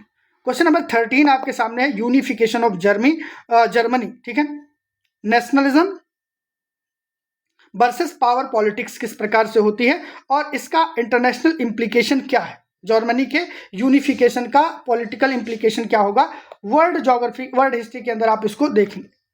किस प्रकार से वर्साई के दर्पण कक्ष के अंदर, हॉल ऑफ मिरर जो था, वहां पर ऑटोमन बिस्मार्क के माध्यम से जो राष्ट्रवाद का स्वप्न है वो देखने को मिलता है, और किस प्रकार से पावर पॉलिटिक्स का उदय होता है उस चीज को यहाँ पर आपको दिखाना है, ठीक है। जो विखंडित जर्मनी थी उस चीज को किस प्रकार से वियना जो आपका कांग्रेस था जो कि 1815 के अंदर हुआ था, 29 स्वतंत्र राज्यों ने जर्मन महासंघ, जर्मन कॉन्फेडरेशन में विभाजित था, उन राज्यों को एक साथ जोड़ने का जो काम था उस चीज के बारे में यहाँ पर आपको दिखाना है। राष्ट्रवाद के उदय के पीछे कारण क्या थे, 1848 की जो क्रांति थी, राष्ट्रवाद का आदर्श और उसकी पराजय के बारे में बात करेंगे। बिस्मार्क का व्यक्तित्व क्या रहा है, डेनमार्क के विरुद्ध 1864 के अंदर जो युद्ध हुआ था वो सारी चीज़ें, ऑस्ट्रिया के विरुद्ध क्या रहा है, ठीक है। 7 सप्ताह का युद्ध आपने सुना होगा जो कि 1866 के अंदर आपको देखने को मिला है। बिस्मार्क की कूटनीतियों का जो आधार है या कूटनीतियों की जो तैयारी है, बिस्मार्क के द्वारा कुछ उदारताएं भी दिखाई गई हैं। फ्रांस के विरुद्ध जो वार रहा है 1870 से लेके 1871 के बीच में, उसके बारे में भी पर चर्चा होगी। ठीक है। सब चीज़ें हम आपको डिस्कस करेंगे बहुत ही बेहतर तरीके से। और उसके बाद में अंतर्राष्ट्रीय निहितार्थ के बारे में बात करें, जर्मनी का जो यूनिफिकेशन रहा है उसका क्या मतलब इंटरनेशनल आप देख सकते हैं कि इम्प्लीकेशन क्या हो सकता है। तो एक प्रकार से यूनिफिकेशन ऑफ जर्मनी ने क्या किया, इसने क्या किया, यूरोपियन बैलेंस ऑफ पावर करने का काम किया, ठीक है। जो डिस्ट्रक्शन जो यूरोपियन पावर थी, ठीक है, यूरोपीय शक्ति संतुलन का विनाश क्या कर देता है, यूनिफिकेशन ऑफ जर्मनी। बिस्मार्क की गठबंधन प्रणाली एलाइड सिस्टम ये भी बहुत काम करती है। फ्रांस के अंदर कंडीशन बदल जाती है। और उसके बाद आप देखेंगे कि राष्ट्रवाद का सैन्यवाद में विवाह एक प्रकार से हो जाता है। इटली के एकीकरण से प्रथम विश्व युद्ध के अंदर इसकी भूमिका भी परिवर्तित हो जाती है। तो यहाँ पर कुछ स्तर पर इन सारी चीज़ों को लिखने के बाद में मेन फोकस आपको करना है कि जो बिस्मार्क थे, बिस्मार्क की महानता के बारे में कुछ बात की जाती है, कुछ उनकी लिमिटेशंस भी रही हैं, उन लिमिटेशंस के बारे में बात करेंगे और इस तरह से आपका आंसर कंप्लीट हो जाएगा, ठीक है। बहुत डिटेल में हर एक प्रश्न के ऊपर सेपरेट वीडियो, कुल मिला के 120 वीडियो हम आपके साथ में डिस्कस करेंगे आने वाले समय में। और इन 120 वीडियो के अंदर जैसे मान के चलिए हम यूनिफिकेशन ऑफ इटली की बात कर रहे हैं, तो इटली का पूरा इतिहास क्या रहेगा, ठीक है, इससे संबंधित और भी कितने प्रश्न पूछे गए हैं उन डायमेंशन को, प्लस ये जो आपका प्रश्न पूछा गया है ऐसे कवर करते हुए कॉम्प्रिहेंसिव तरीके से आपको पूरा समझाया जाएगा। तो बिल्कुल आप डिटेल में सारी चीज़ों को कवर करने वाले हैं, ठीक है। क्वेश्चन नंबर 13 हो गया। फिर उसके बाद में आपका आ जाता है बहुत ही जबरदस्त प्रश्न, इंडियन सोसाइटी और सोशल इशू वाला पार्ट। इंडियन सोसाइटी और सोशल इशू वाला पार्ट जो है बहुत ही यूनिक वे में यहाँ पर आपको देखने को मिलेगा। बहुत ही जबरदस्त प्रश्न भी आपको यहाँ पर देखने को मिलेंगे। सबसे पहला है अर्बनाइजेशन क्या है, socio economic problem and sustainable urban development. ये आपका प्रश्न क्या पूछा गया था, इशू ये है आपका, थीम आप कह सकते हैं, ये थीम है इस प्रश्न की। नगरीकरण से संबंध सामाजिक आर्थिक समस्याओं की विवेचना कीजिए। जो नगरीकरण हो रहा है, ठीक है, अर्बनाइजेशन जो हो रहा है उससे एसोसिएटेड समस्याएं क्या है, ठीक है, सामाजिक आर्थिक समस्याएं क्या हैं और ये किस प्रकार से सतत शहरी विकास हेतु किस प्रकार से एक संरचनात्मक उपाय हो सकते हैं उसके बारे में परिचर्चा करनी थी। तो यहाँ पर आप देखेंगे कि दो भाग है इसके। पहला तो नगरीकरण से जुड़ी सामाजिक आर्थिक समस्याएं, जिसमें आवास संकट और मलिन बस्तियां हो गई। जैसे आपने उदाहरण आप जितना देंगे उतना जबरदस्त आपको यहाँ पर आंसर देखने को मिलेगा। जैसे आपसे कहा जाए आवास और मलिन बस्तियां, ठीक है, यहाँ पर आप उदाहरण देंगे कि मुंबई की धारावी हो गई, एशिया की सबसे बड़ी झुग्गी है, और दिल्ली की गोविंदपुरी, ठीक है, विश्व के 1 अरब से अधिक लोग इन्हीं बस्तियों के अंदर रहते हैं। बेरोजगारी और अनौपचारिक क्षेत्रों का विस्तार हुआ है, किससे, अर्बनाइजेशन से। भारत के शहरी कार्यबल का लगभग 90% जितने भी लोग शहर के अंदर रह रहे हैं भारत में, उनमें से 90% कहाँ पर काम कर रहे हैं, अनौपचारिक क्षेत्र के अंदर काम कर रहे हैं। यानी इतना ये डाटा जो है ना, ये तथ्य जो है बहुत ही आई ओपनिंग है कि भारत के शहरी कार्यबल जितने लोग गांव से शहरों में अंदर जाके निवास करके रह रहे हैं, उनमें से 90% लोग क्या काम कर रहे हैं, वो सब अनौपचारिक क्षेत्र के अंतर्गत आता है। फेरी वाले हो गए, गिग वर्कर हो गए, दिहाड़ी वर्कर हो गए, या किसी प्राइवेट सेक्टर के अंदर भी काम कर रहे हैं तो गिग वर्कर के ही तरह आप उनको कंसिडर कर सकते हैं। बुनियादी ढांचे का अभाव, इंफ्रास्ट्रक्चर डेफिसिट आपको देखने को मिलेगा। दिल्ली के अंदर यातायात जाम के कारण प्रतिदिन कहा जाता है कि लगभग 18 लाख मानव घंटे, समझ रहे हैं आप, जो आप प्रोडक्टिव काम कर सकता है आदमी, उन प्रोडक्टिव आवर्स का 18 लाख घंटे केवल ट्रैफिक के अंदर निकल जाता है। कहां पर, दिल्ली के अंदर। ये कितना बड़ा इशू है। सामाजिक असमानता और विखंडन का भी आप यहां पर देखेंगे। नगरीकरण के द्वारा जाति, धर्म, वर्ग के आधार पर आवासीय विभाजन बढ़ावा हुआ है, ठीक है। सार्वजनिक स्थानों पर जो असुरक्षा की भावना रही है। भारतीय शहरों के अंदर अगर बात की जाए तो भारतीय शहरों के अंदर अर्बन गिनी कोफिशिएंट जो है वो लगातार क्या रहा है, बढ़ रहा है, जो आर्थिक असमानता को दर्शाने का काम करता है, गिनी कोफिशिएंट, ठीक है। अर्बन गिनी कोफिशिएंट जो है वो बढ़ता चला जा रहा है। पर्यावरणीय ह्रास, आपको एनवायरमेंटल डिग्रेडेशन देखने को मिलेगा। विश्व के 20 सर्वाधिक प्रदूषित शहरों की बात की जाए तो उन 20 सबसे प्रदूषित शहरों में से 14 जो हैं वो भारत के अंदर ही देखने को मिलेंगे। ये कितना बड़ा डाटा है, आप अंदाजा लगा सकते हैं। सार्वजनिक सेवाओं के ऊपर दबाव पड़ा हुआ, तो ये सारे क्या है, इसके प्रॉब्लम्स हैं। सार्वजनिक सेवाओं के ऊपर दबाव होने के साथ में ये क्या हो गया, इसकी प्रॉब्लम हो गई। अब आप देखना है कि सतत शहरी विकास है तो संरचनात्मक उपाय क्या हो सकते, संरचनात्मक उपाय कैसे हो सकते सॉरी उन संरचनात्मक उपायों के बारे में आपको जैसे नियोजन एवं भूमि उपयोग के अंदर सुधार, planning and land use reform, आर्थिक विकेंद्रीकरण, स्थानीय शासन को सशक्त बनाने की बात की जाती है, हरित और लचीली अर्थव्यवस्था के बारे में बात करें, स्मार्ट और समावेशी प्रौद्योगिकी लाई जाए, साथ ही साथ सामाजिक अवसंरचना और कौशल के ऊपर काम किया जाए, तब हम इस चीज को कर सकते हैं। तो तुलनात्मक अध्ययन के रूप में अगर देखें तो इंदौर, सूरत, अहमदाबाद, सिंगापुर और करबिया जो आपका ब्राजील है, यहाँ पर आप देखेंगे कि किस प्रकार से किस मॉडल को अपना के शहरीकरण की समस्या को एड्रेस किया गया है, उस चीज को यहाँ पर लाया जा सकता है। ठीक है, उसके बाद में फिर इसका आपको निष्कर्ष दे देना। तो ये सारी चीजें यहाँ पर आपको देखने को मिलेंगी क्वेश्चन नंबर 14 के अंदर। Urbanisation, socio economic problem and sustainable urban development, किस प्रकार से सतत विकास किया जाए शहरों का, इन समस्याओं को एड्रेस करते हुए। तो पहले क्या होता था कि यूपी पीसीएस के द्वारा क्वेश्चन डायरेक्ट पूछ लिया जाता, लेकिन अब क्या किया गया, यूपीएससी की तरह इसमें ऐड करना शुरू कर दिए। तो अब आपको अपने नॉलेज को भी उसी लेवल पे इंक्रीज करने की जरूरत है। ठीक है, क्वेश्चन नंबर 15 है। बस क्वेश्चन नंबर 15 कह रहा है कि भारतीय परंपरागत मूल्यों के अंदर जो आधुनिकीकरण है और पश्चिमीकरण के प्रभावों का आलोचनात्मक विश्लेषण आपको करना है। जबरदस्त प्रश्न है, इंडियन सोसाइटी और सोशल इशू से आप रिलेट कर सकते हैं। सबसे पहले आप ये बताएंगे कि भारत एक बहुस्तरीय सभ्यता है। क्या है? बहुस्तरीय। विविधता वाली तो बात अलग होती है, भारत की सभ्यता जो है, जो हमारा सिविलाइजेशन है, वो बहुस्तरीय है। कैसे? इसकी जड़ें जो है वेदों, उपनिषदों, बौद्ध दर्शन, लोक परंपराओं यहाँ तक फैली हुई। परंपरागत भारतीय मूल्यों के अंदर बात की जाए तो भारत जो है धर्म, कर्म, अहिंसा, सामूहिकता, वसुधैव कुटुंबकम और ऋणानुबंध, ठीक है, पारंपरिक उत्तरदायित्व जैसी अवधारणाओं के केंद्रीय विषय वस्तुओं से जुड़ा हुआ अपने आप को देखता है। किंतु इसको और आगे हम एक्सटेंड करें तो during the phase of 18th century, ठीक है, इस टाइम पर जब औपनिवेशिक प्रक्रिया भारत के अंदर शुरू होती है तो वैश्वीकरण की जो लहर है वो भारत के अंदर एंटर कर जाती है। और इस तरह से भारत एक तरफ जहां अपनी बहुस्तरीय, ठीक है, सभ्यता को लेकर चल रहा था, वहीं अब उसके सामने एक नई चुनौती आ जाती है, वैश्वीकरण की लहर। और इन दोनों के बीच में एक संबंध बनाकर दोहरी चुनौतियों का सामना करने के साथ ही एक और पश्चिमीकरण, वेस्टर्नाइजेशन जो है बाह्य जीवन शैली, संस्थाओं और मूल्य आरोपित चीजों को दे रही थी। आधुनिकीकरण ने तर्क, विज्ञान और व्यक्तिगत स्वतंत्रता के मानदंडों को प्रस्तुत किया। और दूसरी तरफ हमारा क्या था? बहुस्तरीय सभ्यता। और इन कॉन्टेक्स्ट के अंदर एक चुनौतियों का सामना करते हुए पश्चिमीकरण, आधुनिकीकरण के प्रभावों को हमें देखना था। तो इस चीज को देखने के लिए हमें 150 साल के सामाजिक इतिहास को देखने की जरूरत होगी। भारतीय समाज की संस्थाओं, विचारों और मूल्यों में आए परिवर्तनों की प्रक्रिया को देखना होगा और किस प्रकार से हमारी जो बहुस्तरीय सभ्यता थी, उस बहुस्तरीय सभ्यता ने मॉडर्नाइजेशन, वेस्टर्नाइजेशन को एडॉप्ट किया है। उस एडॉप्टेबिलिटी को आपको समझना पड़ेगा। और इसके लिए आप देखेंगे इसके जो आधार होते हैं, उन आधारों में कुछ एलिमेंट होते हैं। सबसे पहले एलिमेंट होता है जिसको हम क्या बोलते हैं? पारिवारिक संरचना। दूसरा होता है सामाजिक संगठन, नैतिक मूल्य, ज्ञान परंपरा, आर्थिक नीतियां इसके अंतर्गत आती हैं और आध्यात्मिक दृष्टिकोण को कैसे अपनाया गया।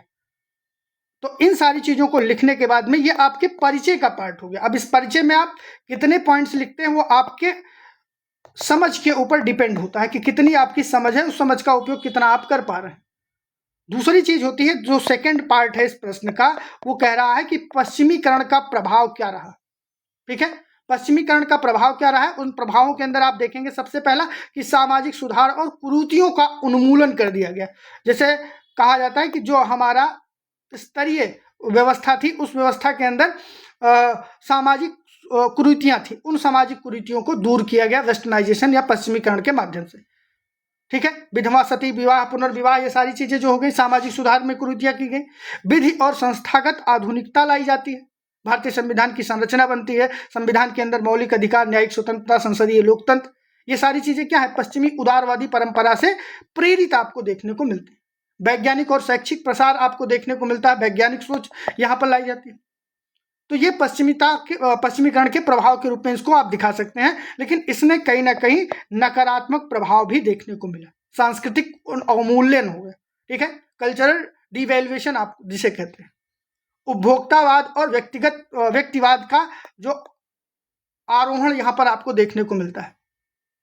पारिवारिक सामाजिक विघटन भी आपको इन्हीं वजहों से देखने को मिल रहा है, तो इसके नकारात्मक पक्ष हुए।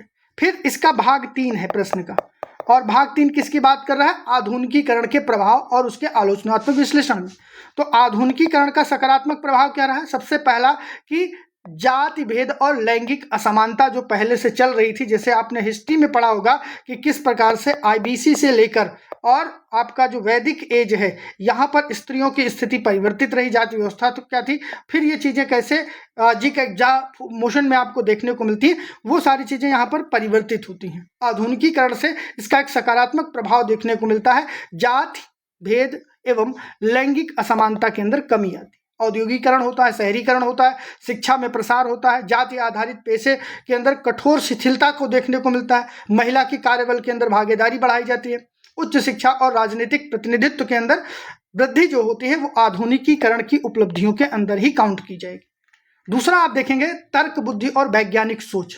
आधुनिकीकरण ने जो अंधविश्वास था, कर्मकांडीय रूढ़िवादिता थी, ज्योतिष निर्भरता थी, इन सारी चीज़ों को चुनौती देकर साइंटिफिक टेम्परामेंट या वैज्ञानिक चेतना को उजागर किया, जो कि संविधान भी हमारा पोषित करता है इस चीज़ को, article 51 sub clause 1 clause H के माध्यम से, जो कि हमारे मूल कर्तव्यों का हिस्सा है कि हमें साइंटिफिक टेम्परामेंट को डेवलप करने की टेंडेंसी अपनानी पड़ेगी। लोकतांत्रिक मूल्यों का विकास होता है, ठीक है, ये सारी चीज। लेकिन नकारात्मक भी इसका असर देखने को मिलता है, आध्यात्मिक और नैतिक शून्यता का दौर भी धीरे धीरे शुरू होता दिख रहा है, पर्यावरणीय असंवेदनशीलता भी देखने को मिलेगी और सांस्कृतिक पहचान के ऊपर भी एक संकट मंडराता हुआ नजर आ रहा है। वसुधैव कुटुंबकम और जो आपके नेचर वर्शिप की जो बातें होती थी, वो सारी चीजें अब अंधाधुंध तरीके से आप प्राकृतिक दोहन आपको देखने को मिल रहा है, औद्योगिक विकास से संसाधनों का दोहन किया जा रहा है, तो पर्यावरणीय असंवेदनशीलता ने भी यहाँ पर अपना पैर पसार लिया, सांस्कृतिक पहचान का संकट भी आपको देखने को मिलेगा। तो कुल मिला के एक संतुलित समन्वयकारी दृष्टिकोण अगर यहाँ पर देखा जाए इस प्रश्न के कॉन्टेक्स्ट में, तो यहाँ पर आप कह सकते हैं कि मॉडर्नाइजेशन और वेस्टर्नाइजेशन का क्या इम्पैक्ट रहा है। तो इसके लिए आप मोहनदास करमचंद गांधी के जो कोट्स दिए गए हैं कि मैं चाहता हूं कि मेरे घर की खिड़कियां सभी दिशाओं में खुली रहें, किंतु मैं किसी भी हवा से अपने पैर ना उखड़ने दूंगा। हवाएं सब जगह से आनी चाहिए, लेकिन ऐसी हवा ना आए कि मेरा पैर उखाड़ दे। ये मोहनदास करमचंद गांधी जी के द्वारा कहा गया था मॉडर्नाइजेशन और वेस्टर्नाइजेशन के ऊपर। स्वामी विवेकानंद ने भी कहा था कि पश्चिम से विज्ञान और तकनीकी ले लो, पूर्व से आध्यात्मिकता और नैतिकता लो, और यही आदर्श समन्वय बनाकर हम अपने सांस्कृतिक मूल्यों पर बने रहें, यही एक आदर्श समाज का लक्षण बनेगा। उस चीज को बात की गई। डॉक्टर भीमराव अंबेडकर ने जाति व्यवस्था जैसी परंपराओं की आलोचना करते हुए भी भारतीय बौद्ध परंपरा को समानतावादी विरासत के रूप में स्वीकार करने का काम करते हैं, ठीक है। और उसके बाद में विवेकानंद हो गए, अरविंद हो गए, ठीक है, अरविंद घोष हो गए, राधा कृष्ण हो गए, इनकी जो परंपराएं हैं ये सभी सिद्ध करती हैं कि भारतीय मूल्य जो है इतने सशक्त हैं कि वे आधुनिकता को भी आत्मसात करते हुए भी बिना पराजित रहे अपनी संस्कृति को बनाए रख सकते हैं। इस चीज पर भी फोकस किए, और इसके बाद में आप इसका कंक्लूजन दे सकते हैं, एक बेहतर सा कंक्लूजन आप दे सकते हैं। फिर क्वेश्चन नंबर 16 था आपका globalisation impact on family, marriage and kinship. Indian society का पार्ट था, ये भी सोशल इशू से रिलेटेड है। परिवार, विवाह और नातेदारी व्यवस्था पर वैश्वीकरण का क्या प्रभाव दिखाई देता है भारतीय समाज के संदर्भ में, इसका विश्लेषण कीजिए। प्योर यूपीएससी टाइप का क्वेश्चन यूपीपीसीएस के अंदर पूछा गया है, ठीक है। अब इस प्रश्न के अंदर आप कैसे इसका जवाब देंगे, ये आपको समझना जरूरी है। तो वैश्वीकरण केवल और केवल एक आर्थिक प्रक्रिया नहीं है, ये एक प्रकार से सर्वग्रासी सांस्कृतिक सामाजिक शक्ति के रूप में इसको जाना जाता है, जो व्यक्ति की दैनिक जीवन शैली हो गई, पारिवारिक संबंध हो गए, जो विवाह संस्थाएं हो गई, जो नातेदारी हो गई, इन सारी चीज़ों को नए तरीके से पुनर्परिभाषित कर रहा है। भारत में विवाह हो गया, परिवार हो गया, नातेदारी हो गई, ये तीन संस्थाएं जो होती हैं समाज के आधार के रूप में जानी जाती हैं या समाज की आधारशिला हैं। तो ऐसी कंडीशन में आप इसको बेहतर तरीके से कैसे कर सकते हैं, इसकी वस्तुनिष्ठ और बहुआयामी विश्लेषण जो है उसको करने के लिए हमें ये समझना पड़ेगा कि किस प्रकार से 1991 के अंदर जो LPG रिफॉर्म आए थे उसके बाद में कैसे सोशल स्ट्रक्चर में परिवर्तन हुआ। पारिवारिक जो संस्था थी उसका वैश्वीकरण कर दिया जाता है, ठीक है। संयुक्त परिवार से एकल परिवार की तरफ संक्रमण काल देखने को मिलता है। भारत के अंदर जो परंपरा रही है, अगर उस परंपरा को देखें तो परंपरागत संयुक्त प्रणाली रही है, जिसमें 3-4 पीढ़ियां एक ही छत के नीचे रहती थी। लेकिन वैश्वीकरण के दबाव ने तेजी से विकसित होने की वजह से रोजगार के लिए लोग क्या करते हैं, भौगोलिक प्रवासन किया जाता है। IT, BPO, बहुराष्ट्रीय कंपनियों के अंदर काम, शहरीकरण और आवासीय संस्था जो है वो सीमित हो जाती हैं। व्यक्तिवादी मूल्य जो होते हैं, प्राइवेसी और पर्सनल स्पेस की बातें सामने आने लगती हैं। तो इस तरह से अगर हम देखें इसको तथ्य के रूप में, तो 2001 की जनगणना में एकल परिवारों की संख्या में 70% थी। ठीक है, कितनी? 70% 2001 के अंदर। लेकिन 2011 के अंदर ये जो कंडीशन बनती है वो 74% बढ़ जाती है। महानगरों में यह अनुपात और भी अधिक आपको देखने को मिलेगा।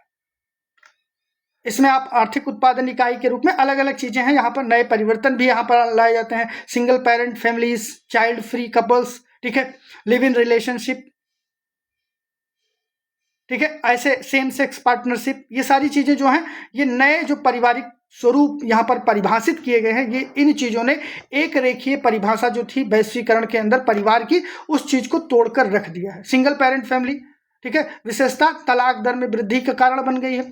चाइल्ड फ्री कपल, कैरियर और जीवन शैली को प्राथमिकता देते हैं तो बच्चे ही नहीं पैदा करेंगे। लिव इन रिलेशनशिप की बात है तो महानगरों के अंदर इसकी स्वीकार्यता जो है बहुत ज्यादा बढ़ गई है। ठीक है, ऐसे ऐसे आप देखेंगे same sex partnership, supreme court ने नवतेज जौहर के अंदर 2018 के अंदर एक निर्णय आता है। तो ये सारी चीजें जो हैं, PG कल्चर जो हो गया, कोवर्किंग स्पेस हो गया, इन सारी चीजों के विस्तार ने परिवार को अब एक वैकल्पिक स्वरूप में रख दिया है और जीवन शैली का अलग आधार बन गया। वृद्धों की निरंतर जो स्थिति है उसमें भी आपको कमी देखने को मिल रही है। विवाह संस्था पर वैश्विक प्रभाव जो है वो आपको देखने को, विवाह की आयु की जो प्राथमिकताएं थी वो अब ज़्यादा बढ़ के चली आगे बहुत गई। पहले जो औसतन 18 से 19 साल में शादी औसत माना जाता था, अब वो औसत आपका 26 साल पहुंच रहा है। ठीक है, अंतरजातीय विवाह और अंतर धार्मिक विवाह की भी कंडीशन आपको देखने को मिलेगी। इंडियन ह्यूमन डेवलपमेंट सर्वे के अनुसार अगर देखा जाए तो भारत में इंटरकास्ट विवाह की दर अभी भी 5 से 7% है, किंतु महानगरों के अंदर अगर देखें तो 15 से 20% इंटरकास्ट मैरिजेस अब यहाँ पर एक्सेप्टेबल है। विरोधाभास है कि एक और मैट्रिमोनियल वेबसाइट जो है शादी.com हो गया, भारत मैट्रिमोनियल हो गया, यहाँ पर जात आधारित मिलान को डिजिटल रूप देने का काम कर दिया गया है। इससे क्या होगा, वो चीज़ें बढ़ रही हैं। तलाक दर और वैवाहिक अस्थिरता का दौर चल रहा है। विवाह विलंब, ठीक है, नेबर मैरिड वाली प्रवृत्ति यहाँ पर देखने को मिल रही है। तो ये सारी चीज़ें आपको देखने को, और नातेदारी का भी ह्रास हुआ है। क्यों? नातेदारी पहले किस बात के लिए होती थी? भैया कोई भी समस्या आएगी तो हम उनसे आर्थिक सहायता ले लेंगे, किसी भी प्रकार का कोई दिक्कत आएगा तो हम उनसे रिश्ता बना के रखें, नहीं तो भविष्य में कोई समस्या आएगी तो हमें दिक्कत ना हो। लेकिन इन सारी चीज़ों को, जो नातेदारी का आधार रहता था, वो आधार रहता था आर्थिक सहयोग का, सामाजिक सुरक्षा का, विवाह निर्धारण का और भावनात्मक समर्थन का। रिश्तेदारी से अच्छा संबंध नहीं रहेगा तो ब्याह नहीं दिखाएंगे। तो ऐसी कंडीशन में इन चारों चीज़ों के आज समाज के अंदर विकल्प उपलब्ध हैं। आर्थिक, जैसे आप देखते होंगे कि पहले गांव में शादियां होती थी तो शादियों में पूरा गांव मिलकर खाना बनवाता था, तो पूरे गांव से संबंध अच्छा रखना अब जरूरी है। लेकिन अब तो हलवाई आ जाते हैं तो फिर गांव वाले लोगों की जरूरत नहीं है, इसलिए रिश्ता अब कमजोर होता जा रहा है।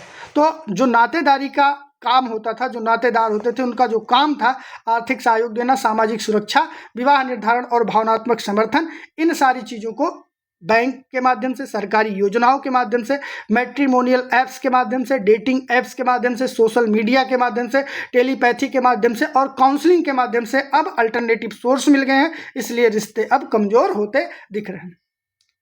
उसके बाद में फैक्ट्री जो किंगशिप है, इस चीज़ के अंदर बहुत सारी चीज़ें और भी हैं। डिटेल में जब हम लोग बात करेंगे इस प्रश्न के ऊपर तो परिचर्चा आपके साथ में की जाएगी। यहाँ पर बस थोड़ा सा आपको जगाने का काम किया जा रहा है कि कैसे आपको प्रश्नों का उत्तर देना है।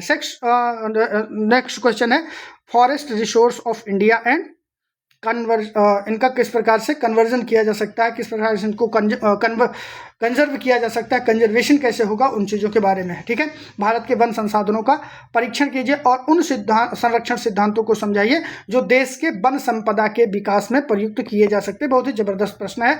हरित संपदा जो है उसके बारे में बात की गई। वन आरक्षण के बारे में आपको समझना है। वन आरक्षण के अंदर जो वृद्धि है वो उत्साहजनक संकेत दे रही है, क्योंकि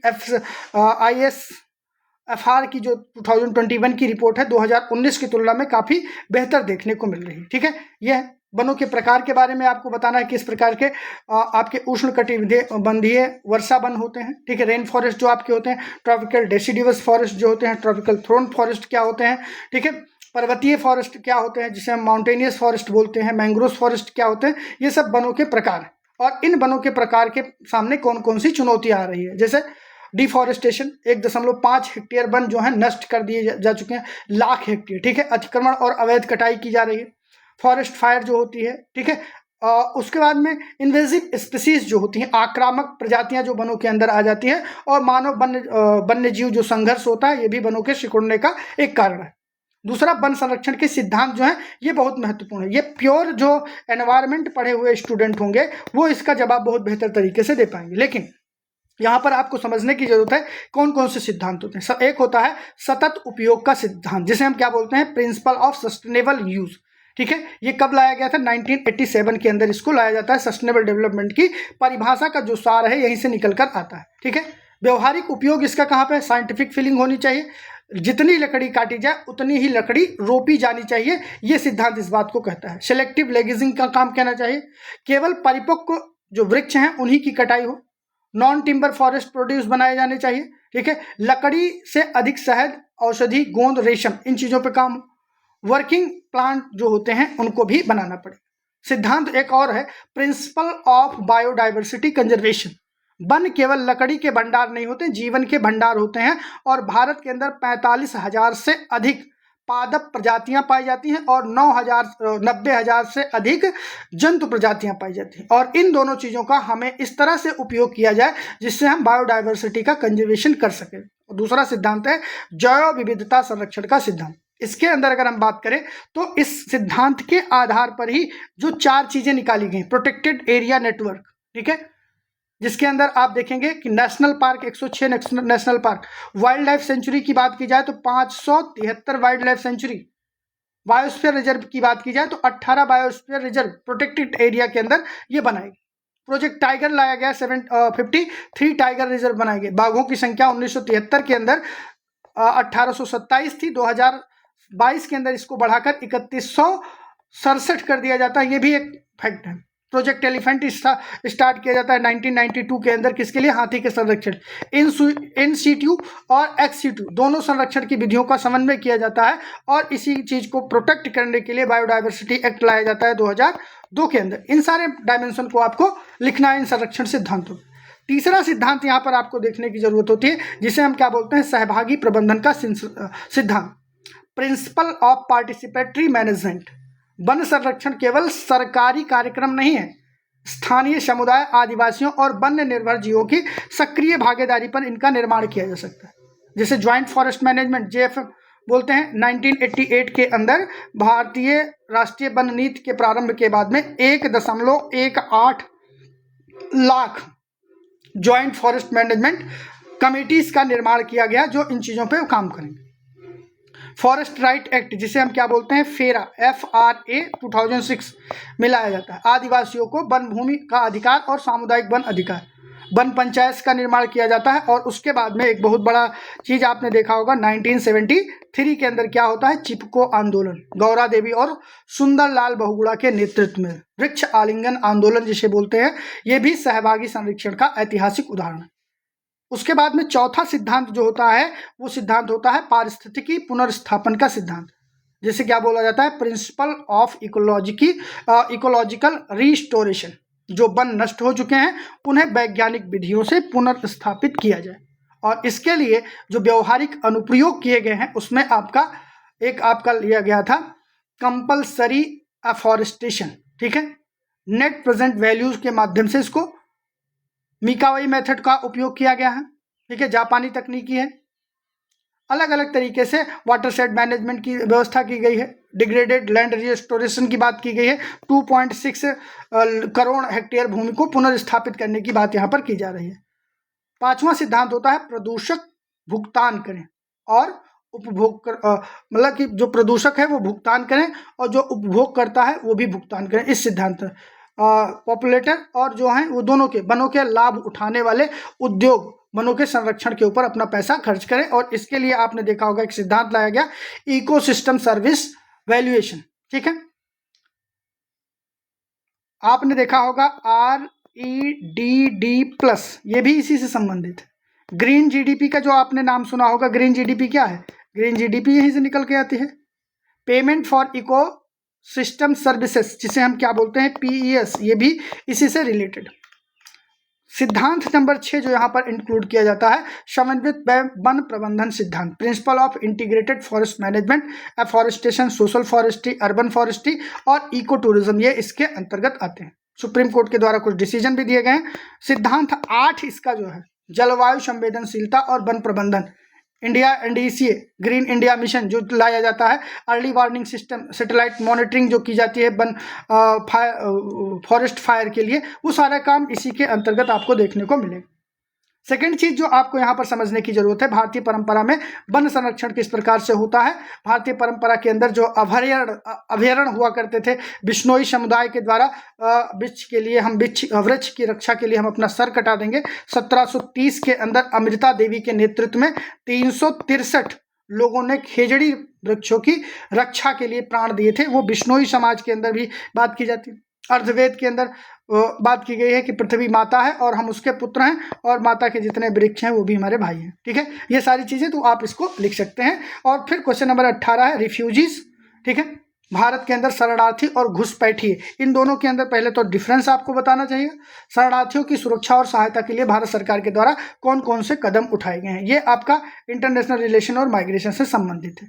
ठीक है, तो इसके लिए बहुत सारे डाटा आपको लिखने रहेंगे, परिभाषा देनी रहेगी, तुलनात्मक आधार बताना रहेगा कि शरणार्थी और घुसपैठिए क्या होते हैं। शरणार्थी उत्पीड़न, युद्ध, हिंसा और प्राकृतिक आपदा के भय से किसी देश का सहारा लेते हैं, जबकि घुसपैठिया आर्थिक लाभ, अवैध व्यापार, जासूसी और आतंकवाद के लिए शरण लेते हैं किसी देश के अंदर। तो इनके दोनों को अंतर को समझते हुए जबरदस्त तरीके से हमें अंतर्राष्ट्रीय संरक्षण के लिए UNSSR की जो रिपोर्ट है, नॉन रिफाउंडेबल जो होते हैं, राष्ट्रीय सुरक्षा, कानूनी, ये सारे डायमेंशन को कवर करते हुए हम यहाँ पर जबरदस्त तरीके से हर एक प्रश्न का इंटीग्रेटेड तरीके से अलग अलग वीडियो आपको देंगे। अभी तो हम यहाँ पर एक जनरल ओवरव्यू आपको दे रहे हैं। क्वेश्चन नंबर 19 आपके सामने है, India's continental self mineral and energy resources. ठीक है, भारत के जो महाद्वीपीय तटमग्न होते हैं, ठीक है, खनिज और ऊर्जा के भंडार के रूप में जाने जाते हैं। इनका उपयुक्त उदाहरण देके आपको बताना है, इंडियन एंड वर्ल्ड ज्योग्राफी का है।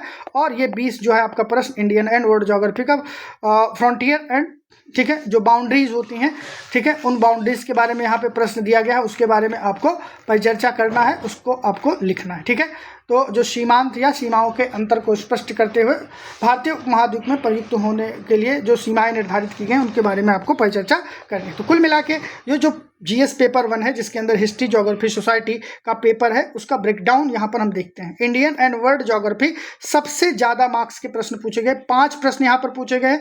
56 मार्क्स जो है, यानी कि टोटल प्रश्न का 28% ज्योग्राफी का वेटेज यहाँ पर आपको देखने को मिलेगा। Glacier, mangroves, coral reef, monsoon का ओरिजिन किस प्रकार से हुआ है, एल नीनो क्या होते हैं, फॉरेस्ट फायर क्या है, कॉन्टिनेंटल सेल्फ, ठीक है, सेल्फ के बारे में बात किया गया है, सीमांत के क्षेत्रों के बारे में बात किया गया है। तो कुल मिला के फिजिकल ज्योग्राफी का बहुत स्ट्रॉन्ग प्रेजेंस यहाँ पर आपको देखने को मिलेगा। सेक्शन A के अंदर 3 प्रश्न ज्योग्राफी से और सेक्शन B के अंदर 2 क्वेश्चन यहाँ पर आपको देखने को मिलेंगे। और दोनों जो लेवल पे ज्योग्राफी है, इस लेवल पे आपको इन प्रश्नों का उत्तर देने के लिए ज्योग्राफी को बहुत अच्छे तरीके से आपको पढ़ने की जरूरत होगी। दूसरा पार्ट यहाँ पर था इंडियन सोसाइटी का और सोशल इशू का। यहाँ पर भी इसका वेटेज अगर बात करें तो 5 प्रश्न पूछे गए हैं, यहाँ पर 52 मार्क का यहाँ पर वेटेज है। कुल मिला के 26% पेपर के अंदर आपको वेटेज देखने को मिलेगा। यहाँ पर प्रश्नों की बात की जाए तो ग्लोबलाइजेशन के कल्चर और फैमिली पर प्रश्न पूछे गए हैं, क्या प्रभाव होगा, ठीक है, किस प्रकार से जो गरीबी है और निरक्षरता है उनका संबंध क्या होगा, रीजनलिज्म क्या है, अर्बनाइजेशन क्या है, मॉडर्नाइजेशन और ट्रेडिशनल वैल्यूज क्या है, ये सब मिलाकर एक स्ट्रॉन्ग सोशल डायनेमिक एंगल को प्रमोट करने का काम करते हैं। सोशल डायनेमिक्स को कवर करने का यहाँ पर बात किया गया है। और सेक्शन B के अंदर 3 लॉन्ग क्वेश्चन हैं जो कि डीपर एनालिसिस मांगते हैं अगर इंडियन सोसाइटी के क्वेश्चंस को आपको एड्रेस करना है, लिखना है। इंडियन हिस्ट्री की बात की जाए तो यहाँ पर 4 क्वेश्चन है, 48 मार्क है, 24% का वेटेज है, ठीक है। मौर्य काल के कला के बारे में बात की गई है। 19वीं शताब्दी के अंदर सोशियो रिलीजियस मूवमेंट में महिलाओं की स्थिति को ध्यान में रखते हुए काम किया गया है। एक्सट्रीमिज्म और मॉडर्निज्म के बारे में बात किया गया है, ठीक है। मॉडरेट और एक्सट्रीमिस्ट के बारे में बात किया गया है। सरदार पटेल की भूमिका और 1857 से 1947 के काल में किस प्रकार से सोसाइटी चेंज हुई है, इसके ऊपर प्रश्न देखने को मिला है। ये भी एक जबरदस्त डायमेंशन दिखाता है। इंटरनेशनल रिलेशन के ऊपर भी 2 प्रश्न आपको देखने को मिलेंगे। 20 मार्क का वेटेज है। चाइना और इंडिया जो बॉर्डर डिस्प्यूट है वो, और दूसरा रिफ्यूजीज के बारे में प्रश्न पूछा गया। ये दोनों पॉइंट जो हैं इंटरनेशनल रिलेशन या आप कह सकते हैं जो करंट अफेयर है उस करंट अफेयर से रेलेवेंट रखते हैं। आई होप यहाँ तक बातें समझ में आ गई होंगी। वर्ल्ड हिस्ट्री से सिर्फ एक क्वेश्चन है, 12 मार्क का। जर्मनी का एकीकरण किस प्रकार से हुआ है, क्या नेशनलिज्म और पावर पॉलिटिक्स होती है, ठीक है। इन सारी चीज़ों को यहाँ पर दिया गया है। तो सबसे इंपॉर्टेंट जो आपको यहाँ पर समझने की जरूरत है वो पैटर्न को। जीएस पेपर 1 ज्योग्राफी का वेटेज अनएक्सपेक्टेड रूप से बहुत ज़्यादा पहली बार देखने को मिल रहा है। 5 क्वेश्चन फिजिकल और स्ट्रेटेजिक जो आपकी ज्योग्राफी है उससे है। हिस्ट्री में एंशियंट मौर्य से लेकर मॉडर्न 1957 तक के स्पैम को कवर करने के लिए किया गया, इसलिए फ्रीडम स्ट्रगल पढ़ के नहीं चलेगा तो वो ज़बरदस्त तरीके से इसका आंसर नहीं कर पाएगा। सोसाइटी में ग्लोबलाइजेशन का रिकरिंग टर्म जो है वो लगातार देखने को मिल रहा है। कल्चरल कन्फ्लिक्ट, फैमिली और वैल्यूज़, इन तीनों के ऊपर यहाँ पर चीज़ें देखने को मिल रही हैं। तो कुल मिला के पेपर 1 का एनालिसिस आपके सामने है। इसी तरह से पेपर 2 का भी कॉम्प्रिहेंसिव एनालिसिस आपके लिए बनाया गया है, ठीक है। मैं आपको दिखा दे रहा हूँ, अलग अलग सेपरेट वीडियो में आपको बताएंगे। क्वेश्चन पेपर 2 का जो है जनरल स्टडीज़ पेपर 2 का यहाँ पर भी आपको देखने को मिलेगा, ठीक है। ये 2 नहीं है, सॉरी, ये हाँ पेपर 3 का हो गया। पेपर 3 के बाद में पेपर 3 का कॉम्प्रिहेंसिव एनालिसिस है। पेपर 3 के बाद में जीएस पेपर 4 का भी कॉम्प्रिहेंसिव एनालिसिस है, ये आपको यहाँ पर दिया गया है। उसके बाद में पेपर 5 का भी कॉम्प्रिहेंसिव एनालिसिस आपके लिए बनाया गया है, और उसके बाद में पेपर 6 का भी कॉम्प्रिहेंसिव एनालिसिस आपके लिए बनाया गया। इन सारी चीज़ों को हम बहुत जल्द आप लोगों को प्रोवाइड करेंगे, ठीक है। इसके लिए आपको क्या करना है, इसी वीडियो के नीचे, ठीक, इसी वीडियो के नीचे एप्लीकेशन का लिंक दिया गया है, ठीक है। ऐप का लिंक दिया गया है, क्रेडोज द लर्निंग ऐप, ठीक है। उसको आप डाउनलोड कर लीजिएगा और वहाँ पर ये पीडीएफ आपको मिल जाएगी। साथ ही साथ जो मॉडल आंसर तैयार हो रहे हैं उनका मॉडल आंसर का भी फ्री पीडीएफ आपको मिल जाएगा, ठीक है। फ्री पीडीएफ आपको मिल जाएगा, वहाँ से जाके उसको डाउनलोड कर सकते हैं। और कल से आपको कम से कम 3 क्वेश्चन, ठीक है, 3 क्वेश्चन की सेपरेट वीडियो हम बनाएंगे। एक वीडियो लगभग 20-20 मिनट की रहेगी, जिससे कि बहुत आसानी से उस प्रश्न के सभी डायमेंशन, ठीक है, जितने भी मैक्सिमम डायमेंशन हो सकते हैं उन सारी चीज़ों को आप समझ सके, कवर कर सके, देख सके, ठीक है। थैंक यू एवरीवन, जय Hind to all of you. बने रहिए क्रेडोज के साथ, देखते रहिए Credos the learning app. Channel को सब्सक्राइब करना बिल्कुल मत भूलिएगा। Thank you.